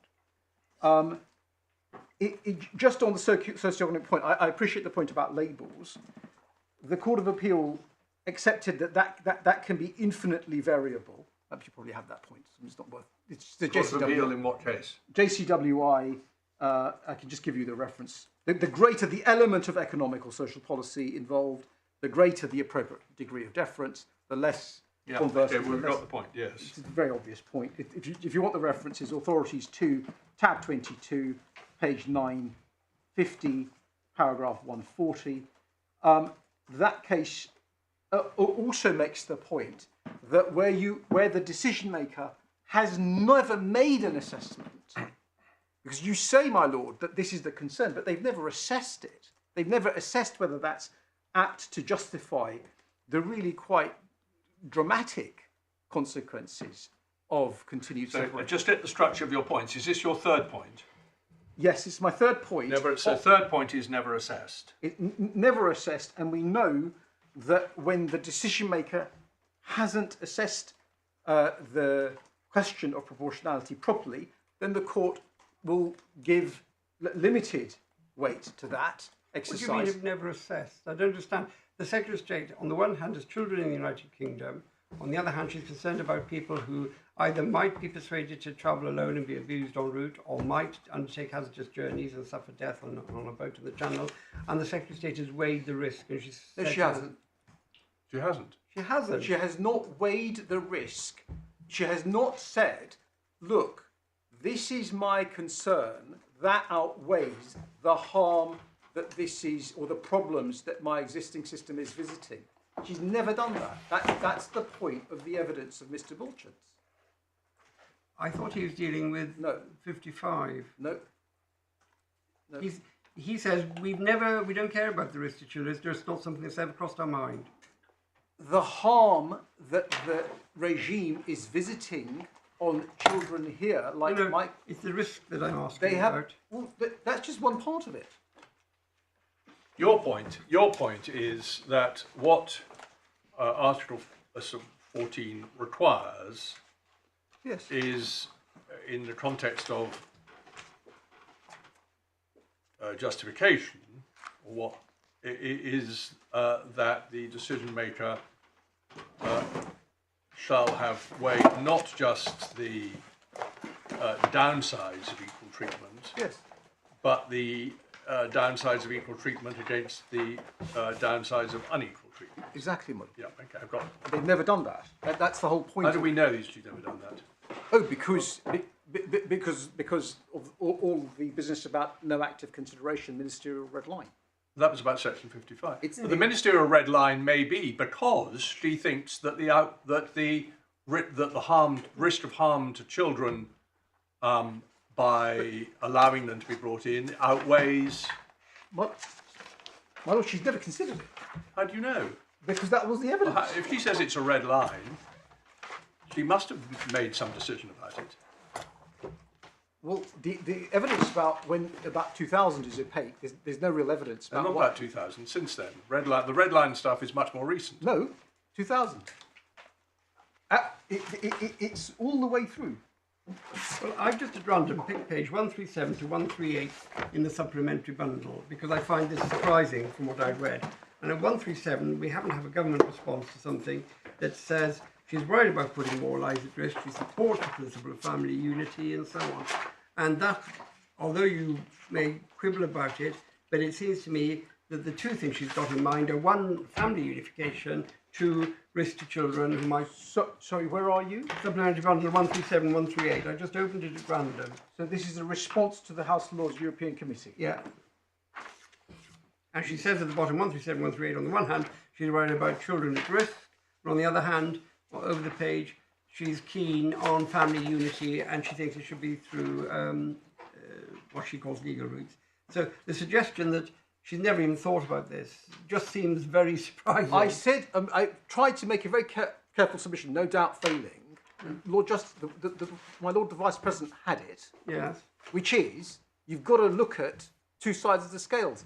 Where I would rhetorically ask, in this document or anywhere else, does the Secretary of State confront the harm or difficulties or problems that the current regime visits on refugee children? Answer, nowhere. And the reason is because there was a ministerial red line.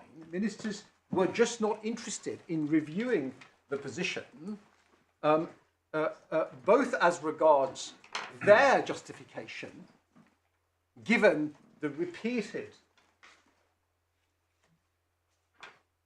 given the repeated calls by different bodies saying there just isn't any evidence for your rationale, so she didn't reconsider that, and at no point does she consider how much harm is being occasioned to separated refugee children. That's why that's assertion, but there's no evidence she hasn't considered it. The passage my lord showed you shows that she did. No. She said reunification is a good thing, and by definition,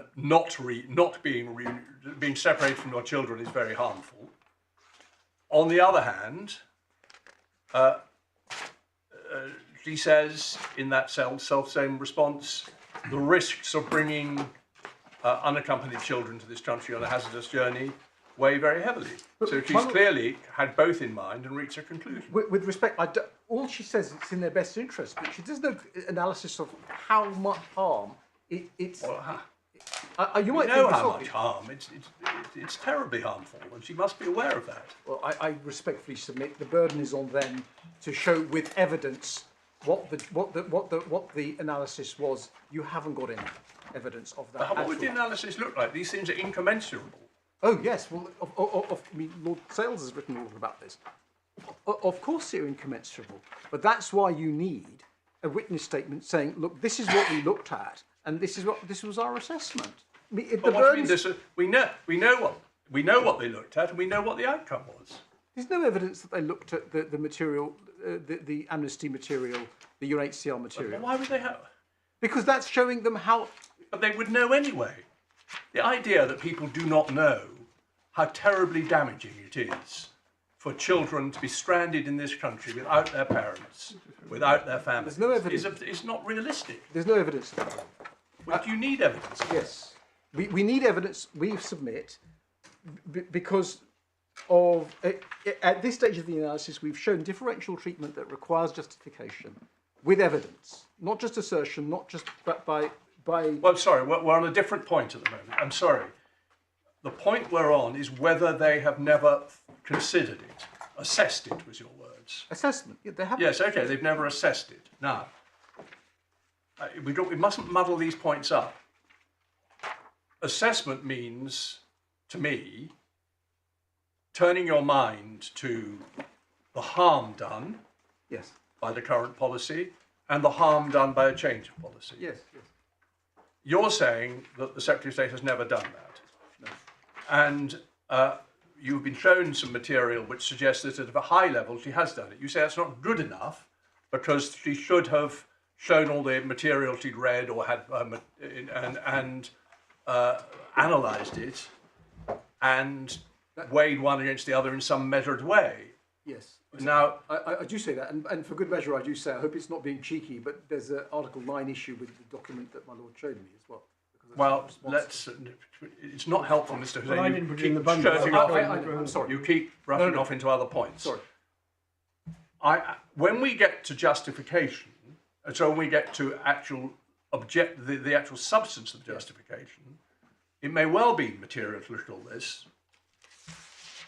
But on a point about whether the Secretary of State has turned her mind to it, which is the only question that you're relying on, not as a knockout blow, but as something that means that we should give less weight to her democratic judgment, I'm just questioning whether it is necessary that there should be a piece of paper that shows that she has looked at all the material that you say she should have looked at.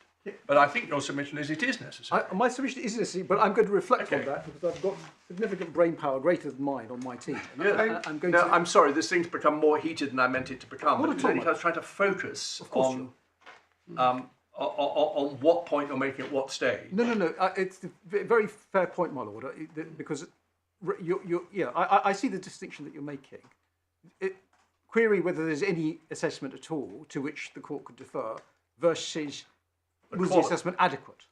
Yes. I think that's the distinction. Yes. Okay. Well, okay. It's very helpful. The reason why you said you acknowledge there are some facts in favour of what you call deference. So it's a word we try and avoid now. But you say not as much as the Secretary of State says, and you've been giving a series of reasons. First one was it was not about socioeconomic factors. Yes. Secondly, you say that you're not asking for for an outcome. Yes. You're merely arguing for equal treatment. Yes. Thirdly, you say it was never assessed contemporaneously, and that's the point that we've just been testing. Fourthly, Fourthly, whilst the basis of discrimination is not a suspect ground, the best interests of children point towards greater scrutiny. Authority is Lord Reed in the SC case, Volume 2, tab 28. do we need to look at that, or I'm very happy? This is, I forgot what SC was about, though I do know. It's the benefit. Child benefit cap. Child benefit. Child So, benefit. so that's the context. So he says what you say he says. It's the What's the reference? It's para 114. Yep. We'll go to it if you want. I don't want to go to No, it. okay, that's Page fine. 1212, Yep. Authorities 2, tab 28. Yep. And then other factors point strongly in our favour, we would submit. One, the Secretary's position is not based on an evaluation of evidence or the application of any specialised knowledge or expertise. That's the judge, we've got a finding to that effect. That's the second. So it's not based on the evaluation of evidence. Or the application of any specialised knowledge or expertise.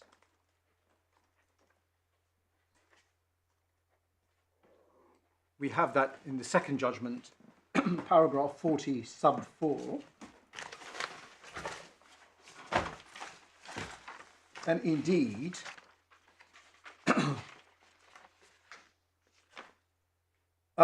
there was a deliberate choice not to look at the evidence. And just to be clear, what would this evidence be? It would be the sort of... I'm not talking about the... Okay, go. You say what the evidence would be. sorry, the sort of queries that were sent out by the UK with that Yeah. question, and states coming back and saying, yes, we have this, and we compare the position before and compare afterwards, lots more anchor children. That would be one kind of evidence. Mr. Botnick for the UNHCR saying, yes, absolutely, anchor phenomenon exists. Amnesty International, Save the Children, Refugee Council saying, yes, it exists. Sorry, I got a bit lost. You said a deliberate choice not to look at the evidence. I was asking what evidence? The fact that it's a negative, the absence of evidence to show that the animating, to substantiate the animating concern. The point that I've got... Sorry, this is the absence of evidence that allowing children to sponsor their parents increases the number of children who try to get to this country by hazardous routes unaccompanied. Exactly. Right. Hang on 1 second. And what would that evidence be? If I just don't know how you would test that. Oh, the way you test it. Well, the Secretary of State tried to test it the government tried to test it in the EMN NCP report I showed you. Question 5.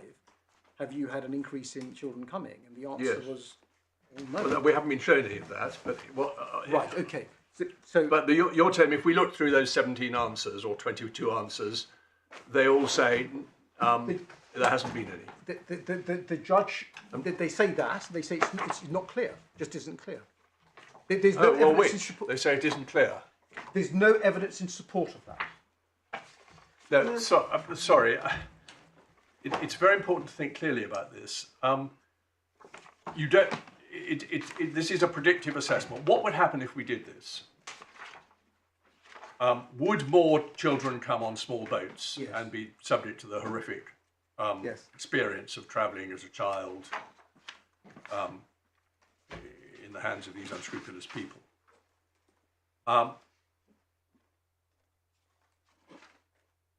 You can't know, as the UK, what it would be. You can't do an experiment yourself to find out. Your point, I think, is you can ask what's happened to other countries. Yes. I get that. And they did ask. Yes. And you're saying the answer is, though we haven't yet been shown it, that the broad answer was the evidence is unclear. Well, that wouldn't be very reassuring, would it? Well, it may not be enough. It might give you pause for thought. But you've got to put that together with the fact that the specialist body, UNHCR, who would know about refugee movement for all the reasons that your lordship is aware of, well, two of my lords are very well aware of, no doubt, my Lord Justice Newey as well, given their mandate, their institutional expertise, etc. They also say that the evidence on this, the strict rationale isn't made out. They also say that. Well, I'm sorry. No, you may have to show us this evidence or show what they all say, but I'm trying to be as clear about it as possible. If there's clear evidence that all the other countries that don't have this policy have no more experience of unaccompanied children making hazardous journeys than before they introduced this policy, that would be useful to know. I haven't, maybe my pre-reading hasn't been enough, but that's what the oral hearing is for. I haven't spotted any evidence that actually says clearly, we in our country as a test case, we used not to allow children to bring their parents in, then we did, and we didn't get any more than we had before. Now, clearly one would have to look quite carefully at how good that evidence was, but that would be a starting point. Now, maybe there is such evidence. Maybe the UNHCR has produced it, but I haven't seen it. That's what I'm asking for. We could probably provide a table overnight, or I can give you references. I don't want to take you to the material. I prefer just to give you references and then provide however you want to do it. Well, it's up to you. In terms of time. It's up to you. All I'm trying to say is, Please, can we provide a table? You must do whatever you want. I'm just looking through the answers. Which is the best country? Can you say that much? Sorry, in terms of the UK request. Yes. 'Cause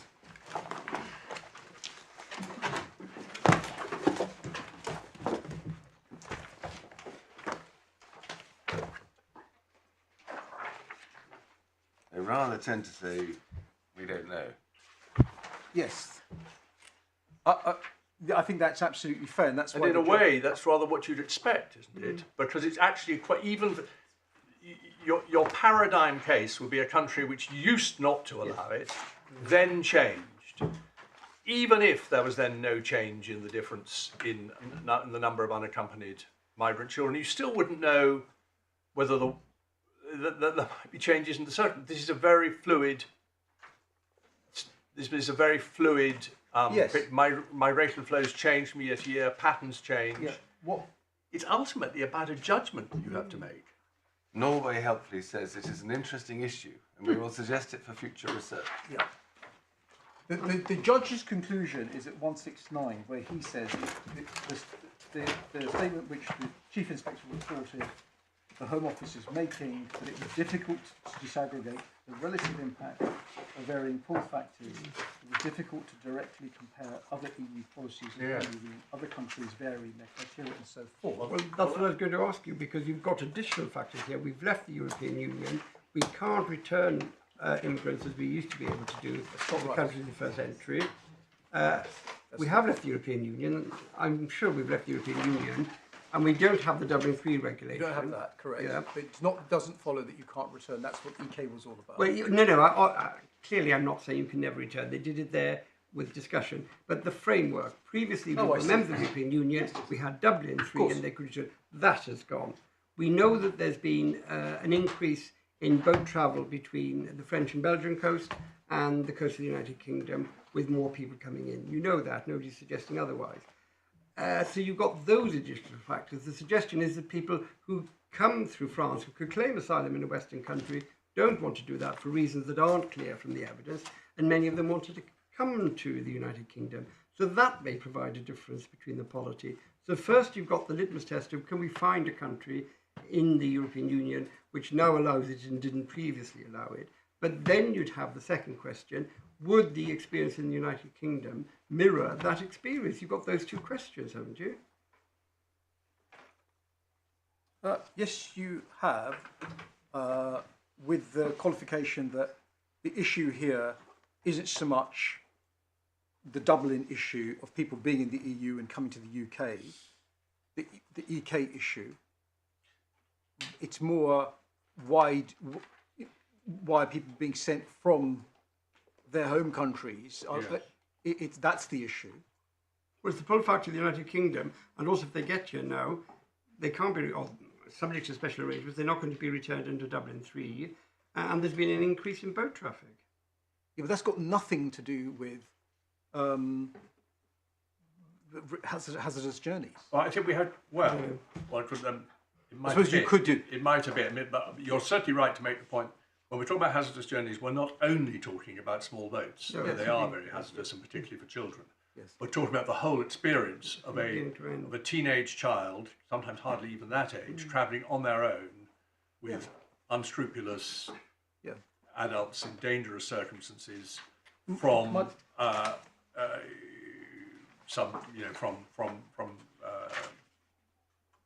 great distances. First of all, across the Mediterranean, but really, it is not the purpose of this hearing to try and answer any of these questions. No. The question is to get to the bottom of this quite important question of what kind of judgment the Secretary of State has to make.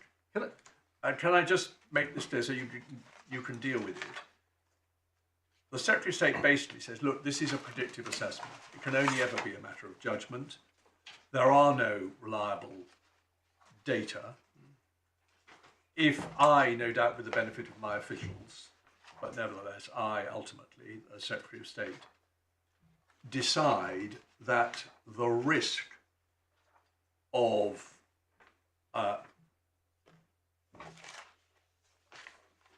allowing children to bring their families with them, unaccompanied children, subsequently to bring their families with them, in terms of incentivizing dangerous journeys by other children, outweighs the disadvantage to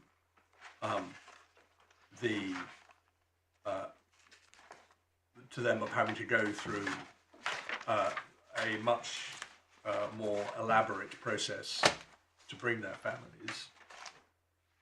You're dealing with judgments which have to be highly evaluative because you're dealing with incommensurables, the distress, the pain for the child having a much more complicated and stressful process to bring their children on the one hand, and how great the risk is that if we relax our rules, more children will be put through these terrible journeys.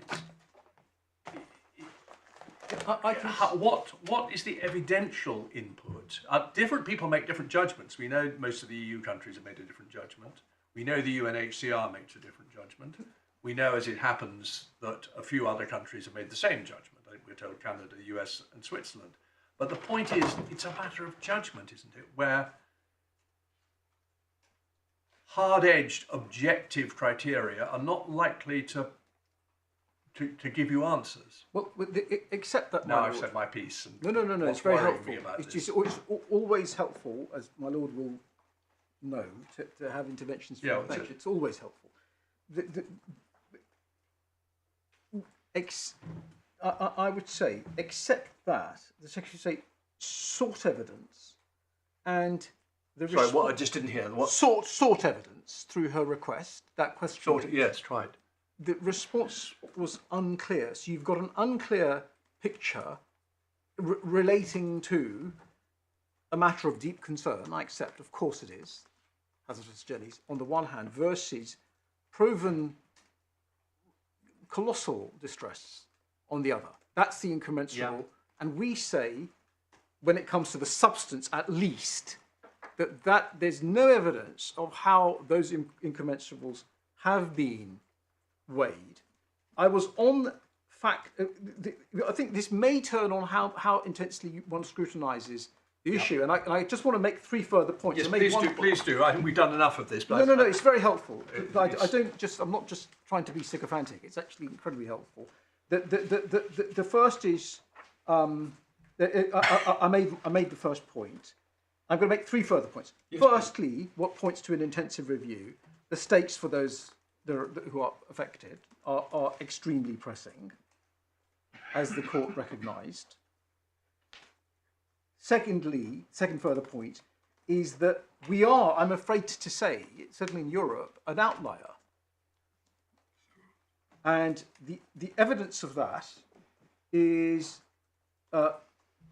both in Eritrea's evidence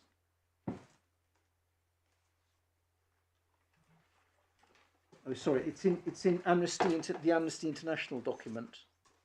Well, I think Just your reference to this. I thought it was clear we were an outlier. Yes. Okay. So It's common ground. We are the only EU, not EU. We're the only Europe.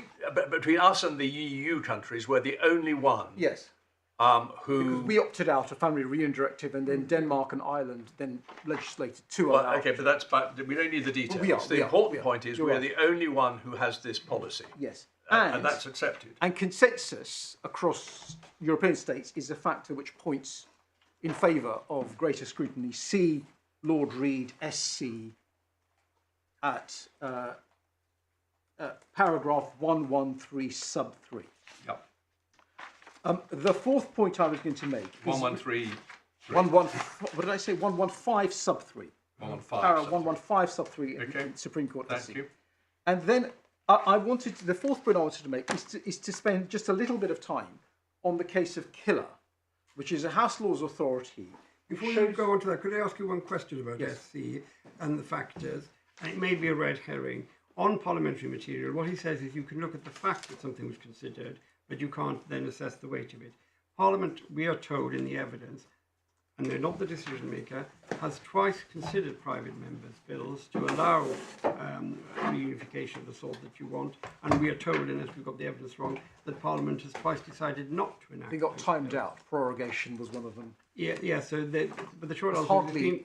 It's not a legislative choice model. Sorry to talk across you. I'm really sorry. But well, that's what I want to know is, you said one was timed out by the prerogative. We just know very little, and it may be that because we know little, we can't do it. But if Parliament has considered and decided not to have this policy of reunification, I do wonder whether that's a factor that points one way or the other. No, I would say... Your point is no, but I think you would accept, just suppose there had been a full parliamentary debate leading to an amendment, and the amendment had been rejected, that would be difficult for you. But it hasn't got to that point. Yes. Okay. So Killer, please. Killer spelled how? Q-U...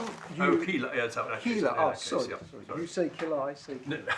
I'm not saying you're wrong. I just didn't recognise it under that name. Might be in the middle. So we are in Authorities 1, tab 7.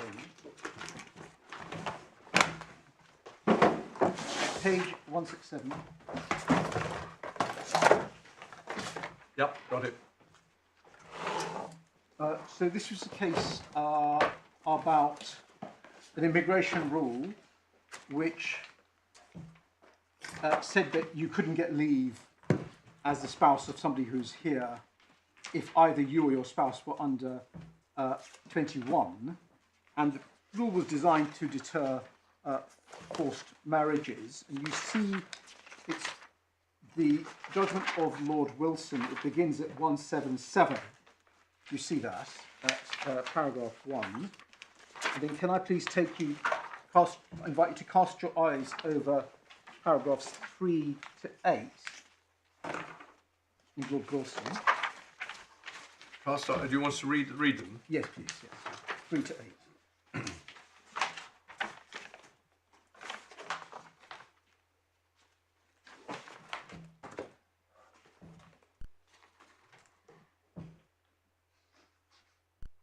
So this is just to tell us what the issue is. Yes, and yes, okay. Yes. Well, surely you can just summarise that. Right, yes, so I think I already tried to do it a moment ago. The Okay, point well, is you could go directly to paragraph 8. Yeah. The purpose was clear, not to control immigration as here, to deter forced marriages. You see the analogy. Heart of the appeals is her analysis of the Yes, nexus. okay. So you see that this is redolent Yes. of what we have here. And then at paragraph, if you jump forward to paragraph 19 to 26, you'll see that there is a discussion of the position in Europe. Yeah. Various countries had raised the minimum ages. Which paragraph are you at? I'm at 19 to 20, page 182. And then 22, entirely appropriate, Secretary should examine whether the minimum age should be raised. She commissioned a report, so she sought evidence from Professor Hester. This was... Sorry, I got lost. Which paragraph are you in? I was at 22. 22. So 19 to 21 shows you that Okay. there's in Europe. Yeah, okay, I've got that. In Europe, they're doing it. 22 commissions a report from Professor Hester. 26, it's a magisterial report, and it notes that the use of visa application rules to tackle forced marriage was controversial. And at 111, we've not seen sufficient evidence. Sorry, Where does internal. it say controversial? I mean 23? 26. Oh, 26. Letter F. Yes, okay. Yeah. And then letter G to H, quoted para 111, not seen sufficient evidence to determine whether or not raising the age would have a deterrent effect. Further research recommended. And then if we go then to 44, this is where the more important sections begin of Lord Wilson's judgment. The burdens on the Secretary of State, I accept, point against me in an evaluation which transcends mention of fact, not in my view apt to describe requisite standard of proof being on the balance of probability. We don't suggest that. And then the well-known passages from Huang and Denby High School at 46. Yep. Letter H. I'm going to come back to Lord Brown, because Lord Brown's approach is the minority. It's a 4-1 majority. And it's Lord Brown's approach which we say is relevant of that which the Secretary of State is pressing upon you. Okay, Lord so you're Brown, going to come back to it. I'm going to quote, yeah. He says, substantial area of discretionary judgment, odds with my understanding of the duty. And then at 46, sorry, where was I? And then over the page, 47, present appeals, the questions identified fall upon two sides. One side asks whether, if so, to what extent the amendment is likely to have deterred to continue to defer forced marriages. The other sides ask how many parties to unforced marriages are likely to be condemned. And then a number of questions are set out at 49. These are the questions that were relevant. So he says 10 questions. Where do they come from? The 49. Yes, but where the 10 questions? 10 other questions arise at letter D. 10 other questions, right? Got it. And B is germane. And then at paragraph 50, the 10 questions aren't easily answered. Professor Hester attempted to address most, if not all of them, but for reasons good or bad, Secretary didn't accept her report. June 2008, Select Committee urged Secretary of State not to introduce amendment until further research. She proceeded to introduce it. They remain answered. And then this. Secretary of State has failed to demonstrate that when she introduced it, she had robust evidence of any substantial deterrent effect of the amendment on forced marriages. And then over the page, at page 58, sorry, 2 pages on page 58, at page 194, I would include in conclusion acknowledge that the amendment is rationally connected, but the number of forced marriages which it deters is highly debatable. What seems clear is the number of unforced marriages which it obstructs from their intended development for up to 3 years vastly exceeds the number of forced marriages which it deters. Neither in the material which she published prior to the introduction of the amendment nor in her evidence has the Secretary of State addressed this imbalance, still less sought to identify the scale of it. That's what's necessary. We say that's what's happened here. Even had it been correct to say the scale of the imbalance was a matter of judgment for the Secretary rather than the courts, it is not a judgment which, on the evidence before the court, she's ever made. Again, the position here. She clearly fails to establish, in the words of question C, that the amendment is no more than necessary, strikes a fair balance. On any view, it is a sledgehammer, but she's not attempted to identify the size of the nut. Hence, the interference with Article 8 is established. And then if we could please go forward to Lord Brown, the dissension, page 205, at paragraph 91.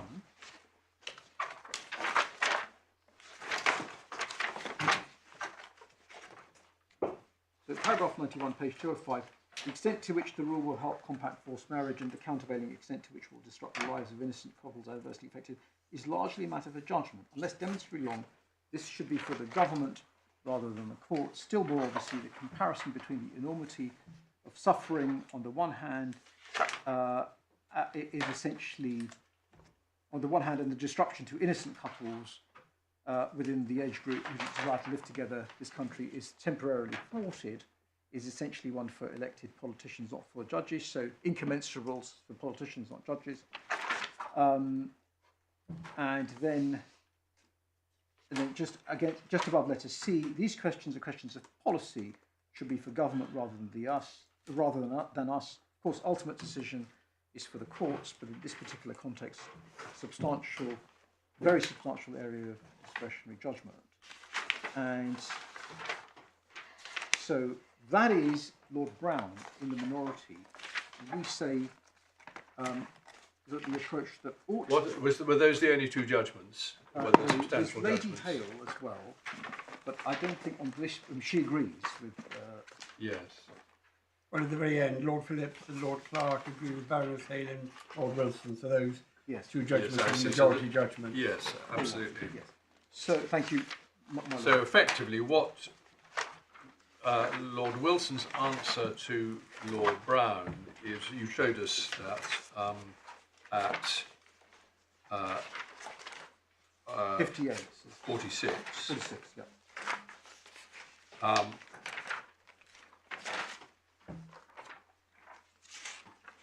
Is odd to my understanding of the nature of their duty. That's the court's duty. The court's duty, yes. Because Yes, I see. Okay. So what you had there is, as Lord Brown described it, a temporary inability for couples to live together until they reached 81. Until they reached the age of 21. Yes, 81 would be pushing it even for this Secretary of State. As against forced marriages. So a real evil versus an incommensurable harm. And what Lord Wilson said needed to be shown is a robust evidence of any substantial deterrent effect. It was something that she'd not, and at 58 we see that it was debatable, the deterrent effect was debatable, but it was also clear, and a problem for the Secretary of State, that she had not confronted the imbalance. She had not addressed this imbalance, still less sought to identify the scale of it. It was judgment, even if it was for her rather than the courts, that she'd never made, and so forth. So we say... No, I see why you say it. See why, yeah, because Malone Friend's submissions, and with great respect, the approach that you are pressing upon me is redolent of Lord Brown at 91, rather than the majority.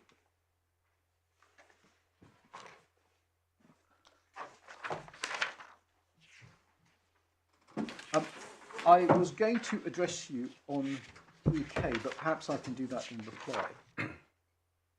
On what in? On EK. That's the case. That's your case. The case your lordship decided about. Interim injunctions to stop those. Interim injunction it's Turkish, very. I mean, Turkish family. I think you're wise, Stevie, to reply. At the moment, I can't see really what it's got to do with this case. You had a lot of evidence there from Dr. Emmerlich about criminal gangs' behaviour, not parents' behaviour. French had said, "Well, we agree that if you allow this, it could increase criminal gangs." It's a very different context. There was evidence in that case. Yes. Anyway, we'll hear what weight indeed was given. So, my lords, what is it that needs justifying for direct age discrimination, the difference in treatment, that is to say, allowing adult refugees to sponsor their partners and minor children according to straightforward criteria. For Thiliminos discrimination, the failure to treat refugee children differently from adult refugees, the failure to provide them with a more straightforward path. In the end, it's the same difference of treatment that needs to be justified. And we say the position is stark and simple. The sole objective is to deter unnecessary and dangerous journeys. The Secretary of State has been pursuing that objective for 25 years. There's no evidence that her position is serving that, no clear evidence, certainly no quote-unquote robust evidence to suggest that her position is indeed serving that purpose to any extent. We set out in our skeleton the sources, and I will. This was something we were going to produce. That's at paragraphs 25 to 30. We'll produce a table overnight if we may. You've seen my submission already that she sought evidence, didn't get any, found none, and. Well, okay, but I'm repeating myself. Brand. In a sense, what she got was evidence that there wasn't any evidence. Yeah. Which you might say left it for her to make a judgment on her.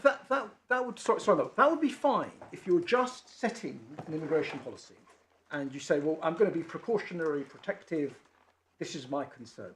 Which what you've got to do is ask yourself whether that outweighs this decades-long, really quite colossal harm that this policy is visiting on children who are here, and I, the Secretary of State, have no desire whatsoever to keep them apart from their parents. I don't think that's a good thing. They should be together. That's the position.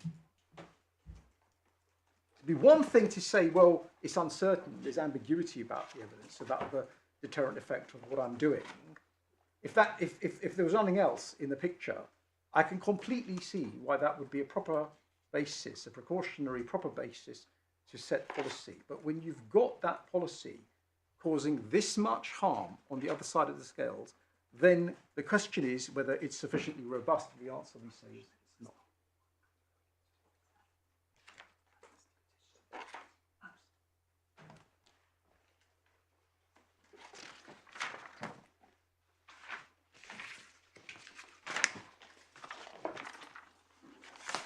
I think that is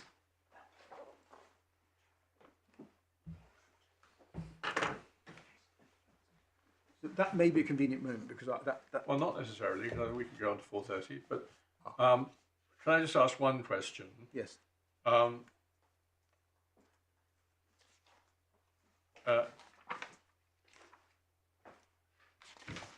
You emphasised the huge harm done to children by the current policy. And I've got no doubt that in many, perhaps most cases, it's deeply distressing, put it no higher, to have to bring a claim to show compassionate circumstances and so forth. But the fact is that the current policy is intended to be, and nobody's suggesting it isn't, Article 8 compliant. So it's wrong to regard this as obviously, but it needs spelling out, as an absolute prohibition on being joined by your parents and siblings. It's a prolongation of a separation which will in the end be cured if, as far as any legal requirement under Article 8 is concerned. And doesn't that mitigate the weight to be given to it? No, not my lord, no, but for the reason we would say that under discrimination analysis, we're in ground 2 here. Yes, of course. Can the Secretary of State, the focus is, can the Secretary of State justify the difference in treatment, not the measure?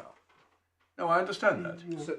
But nevertheless, in justifying it, you have got to look at the point that you've got to do a balance, effectively, between the harm done by the policy and the harm which it sought to avoid by the objective which the government is trying to achieve. And I'm just trying to see how you calibrate the harm done by the policy.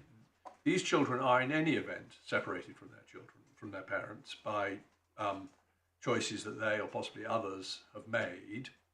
They've already undergone what will in most cases be a hazardous and deeply unpleasant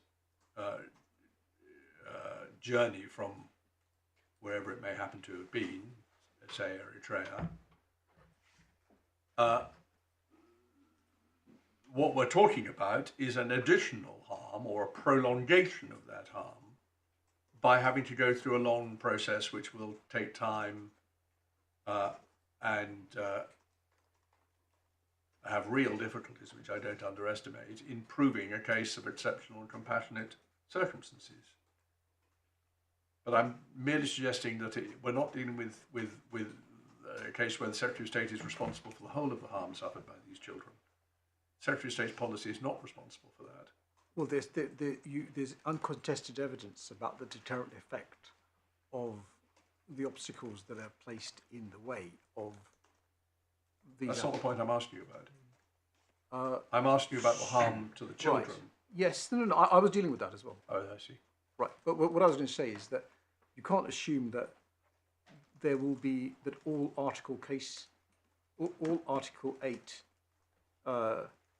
required reunion cases will succeed. You can't assume that, because the uncontested evidence is that many people who would have good claims, families who would have good claims, just don't apply it because it's just too distressing. It's too distressing. Sorry, Mark. If you're weighing the death of the child on the one hand, if you're weighing the risk of the death of a child on the one hand, and the effect of the difference in treatment on the other, the fact that people may be deterred from making a claim that's good when they don't need to be deterred, and indeed we will say they don't need to be deterred, that's incommensurate. I mean, if a child might die versus might be put off bringing a claim. Yes, well, in Killer, forced marriages were clearly a modern-day evil. Many modern trafficking, it's a modern-day evil. They're both modern-day evils. But that didn't mean that you didn't need to have robust evidence to substantiate the deterrent effect of your policy when it created an impediment to people living together, to people living together, young adults living together. The harm is of a different order, we would say, in this context, on my side of the scales. Well, I'm not suggesting. Speaking for myself, I don't see any point in trying to compare the facts of completely different kinds of cases. It's more the nature of the exercise, and I thought that's why you were relying on Keeler, because of the emphasis made on the need for robust evidence, which is fine. But I don't think Keeler really helps on this point. Well, which I'm trying to.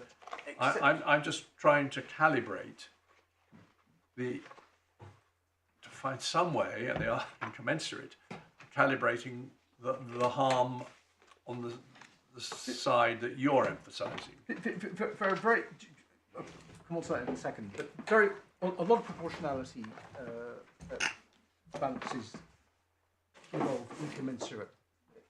I know, that's what makes it so difficult. Makes it so difficult. I think Lord Sales has written a lot about this. Kilo is important because you've absolutely got incommensurables there. They're not the same thing. They are apples and oranges there, just as they're apples and oranges here. Yeah. Okay. Well, I think you've had the opportunity to answer my question. What else? We might rise now. Let me see how far you've got. Did you say I hadn't answered my question? I said you had. I think I said rather carefully, you've had the opportunity to answer it. Ah, okay. I didn't mean that rudely. I just meant I need to think about whether your answer is. I'm going to draw an inference from that one. What I was going to say is that in terms of who's responsible for what, in terms of your the issue of calibration, I would say that the Secretary of State is responsible for the harm after the child arrives here because of her policy. That is Yes, well, I was accepting that. Yes, I right. wasn't disagreeing with that. But I was just trying to see And, sorry, what weight one gives to that in the context of a child who is already likely to be in deep distress, and so as a result of the circumstances in which they've travelled alone from Eritrea, Somalia, West Africa, wherever it may be. you give it more weight, not Yes. less. Oh, I see that. I see that. Give it more, and it's the separation, that the effect of the Secretary of State's policy may well be uncontested evidence that the separation is indefinite, forever, because they just don't apply. But that There's a lot of really, evidence for that can't be enough to override the risk of death to a child, because they can apply, they don't apply. And there's nothing to stop them applying, save, unfortunately, some people may not know, they may not have the money, they may be frightened because they're in a different country, but they could apply. They can remedy the lack of their family if that would be a breach of Article 8. The dead child... I think the Presumably they child. don't apply also for reunification, even if they're 19. No, they wouldn't be eligible. Sorry. Well, sorry, I put the badly. I think- but then But what's- do all parents who get here necessarily apply to bring their children? I'm sure necessarily they don't, but there's a straightforward route. I think the statistics are that absolutely they do. I mean, why But wouldn't you have to go to a lawyer to establish. Well, it's fairly straightforward. You just have to show. Yes, but once you've got to a lawyer will know what the routes are. The evidence from, for example, Miss Dennis from the Refugee Council was that many lawyers don't know. And the idea, my Lord Justice Lewis, that you can adopt some sort of self-help remedy here. No, I'm not saying it's that. Really not That's really to appropriate. undermine what I was saying. I'm trying to work out in my own mind the risk of the death of a child on the one hand, and you said these people can't be But they can be reunified. You're putting that the problem as a is given. let me finish. The problem is whether or not there are such problems with the system that they're not going to be able to be reunified, or the harm in the intervening period is such that outweighs, if we accept the evidence, the risk to young children dying.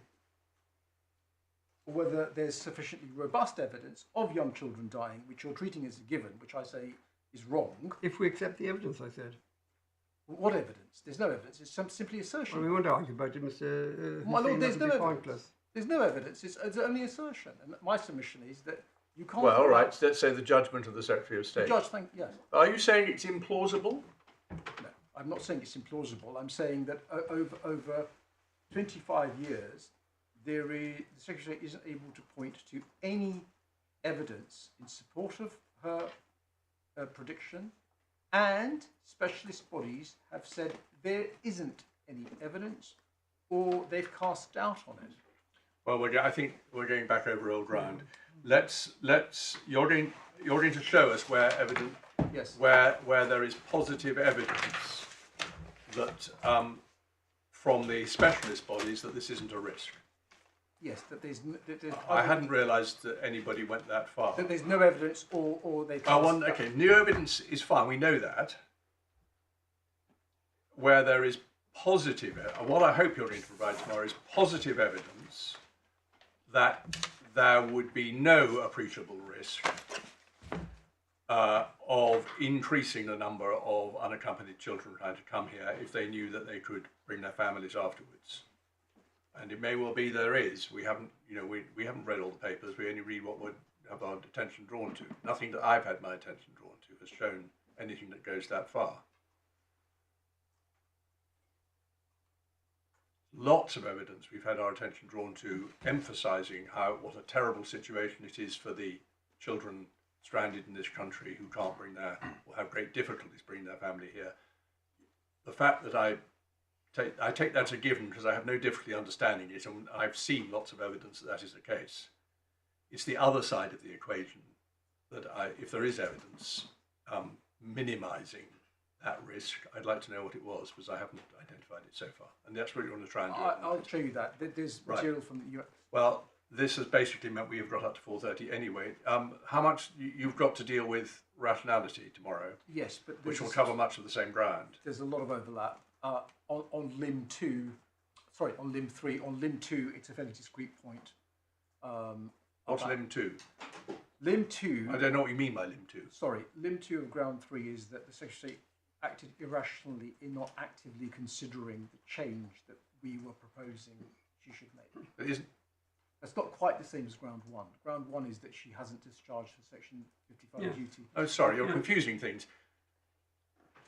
Ground 3 has a single limb, doesn't it? Has that? A single limb. No, it has 2 limbs. It's Does it? bifurcated. I'll have to read the skeleton again. Okay. Well, it doesn't matter how many limbs there are. Are you going to be more than half? You can't be more than half an hour tomorrow. No. I'll finish at 10:30. If not before. If not before. Ms. Naik will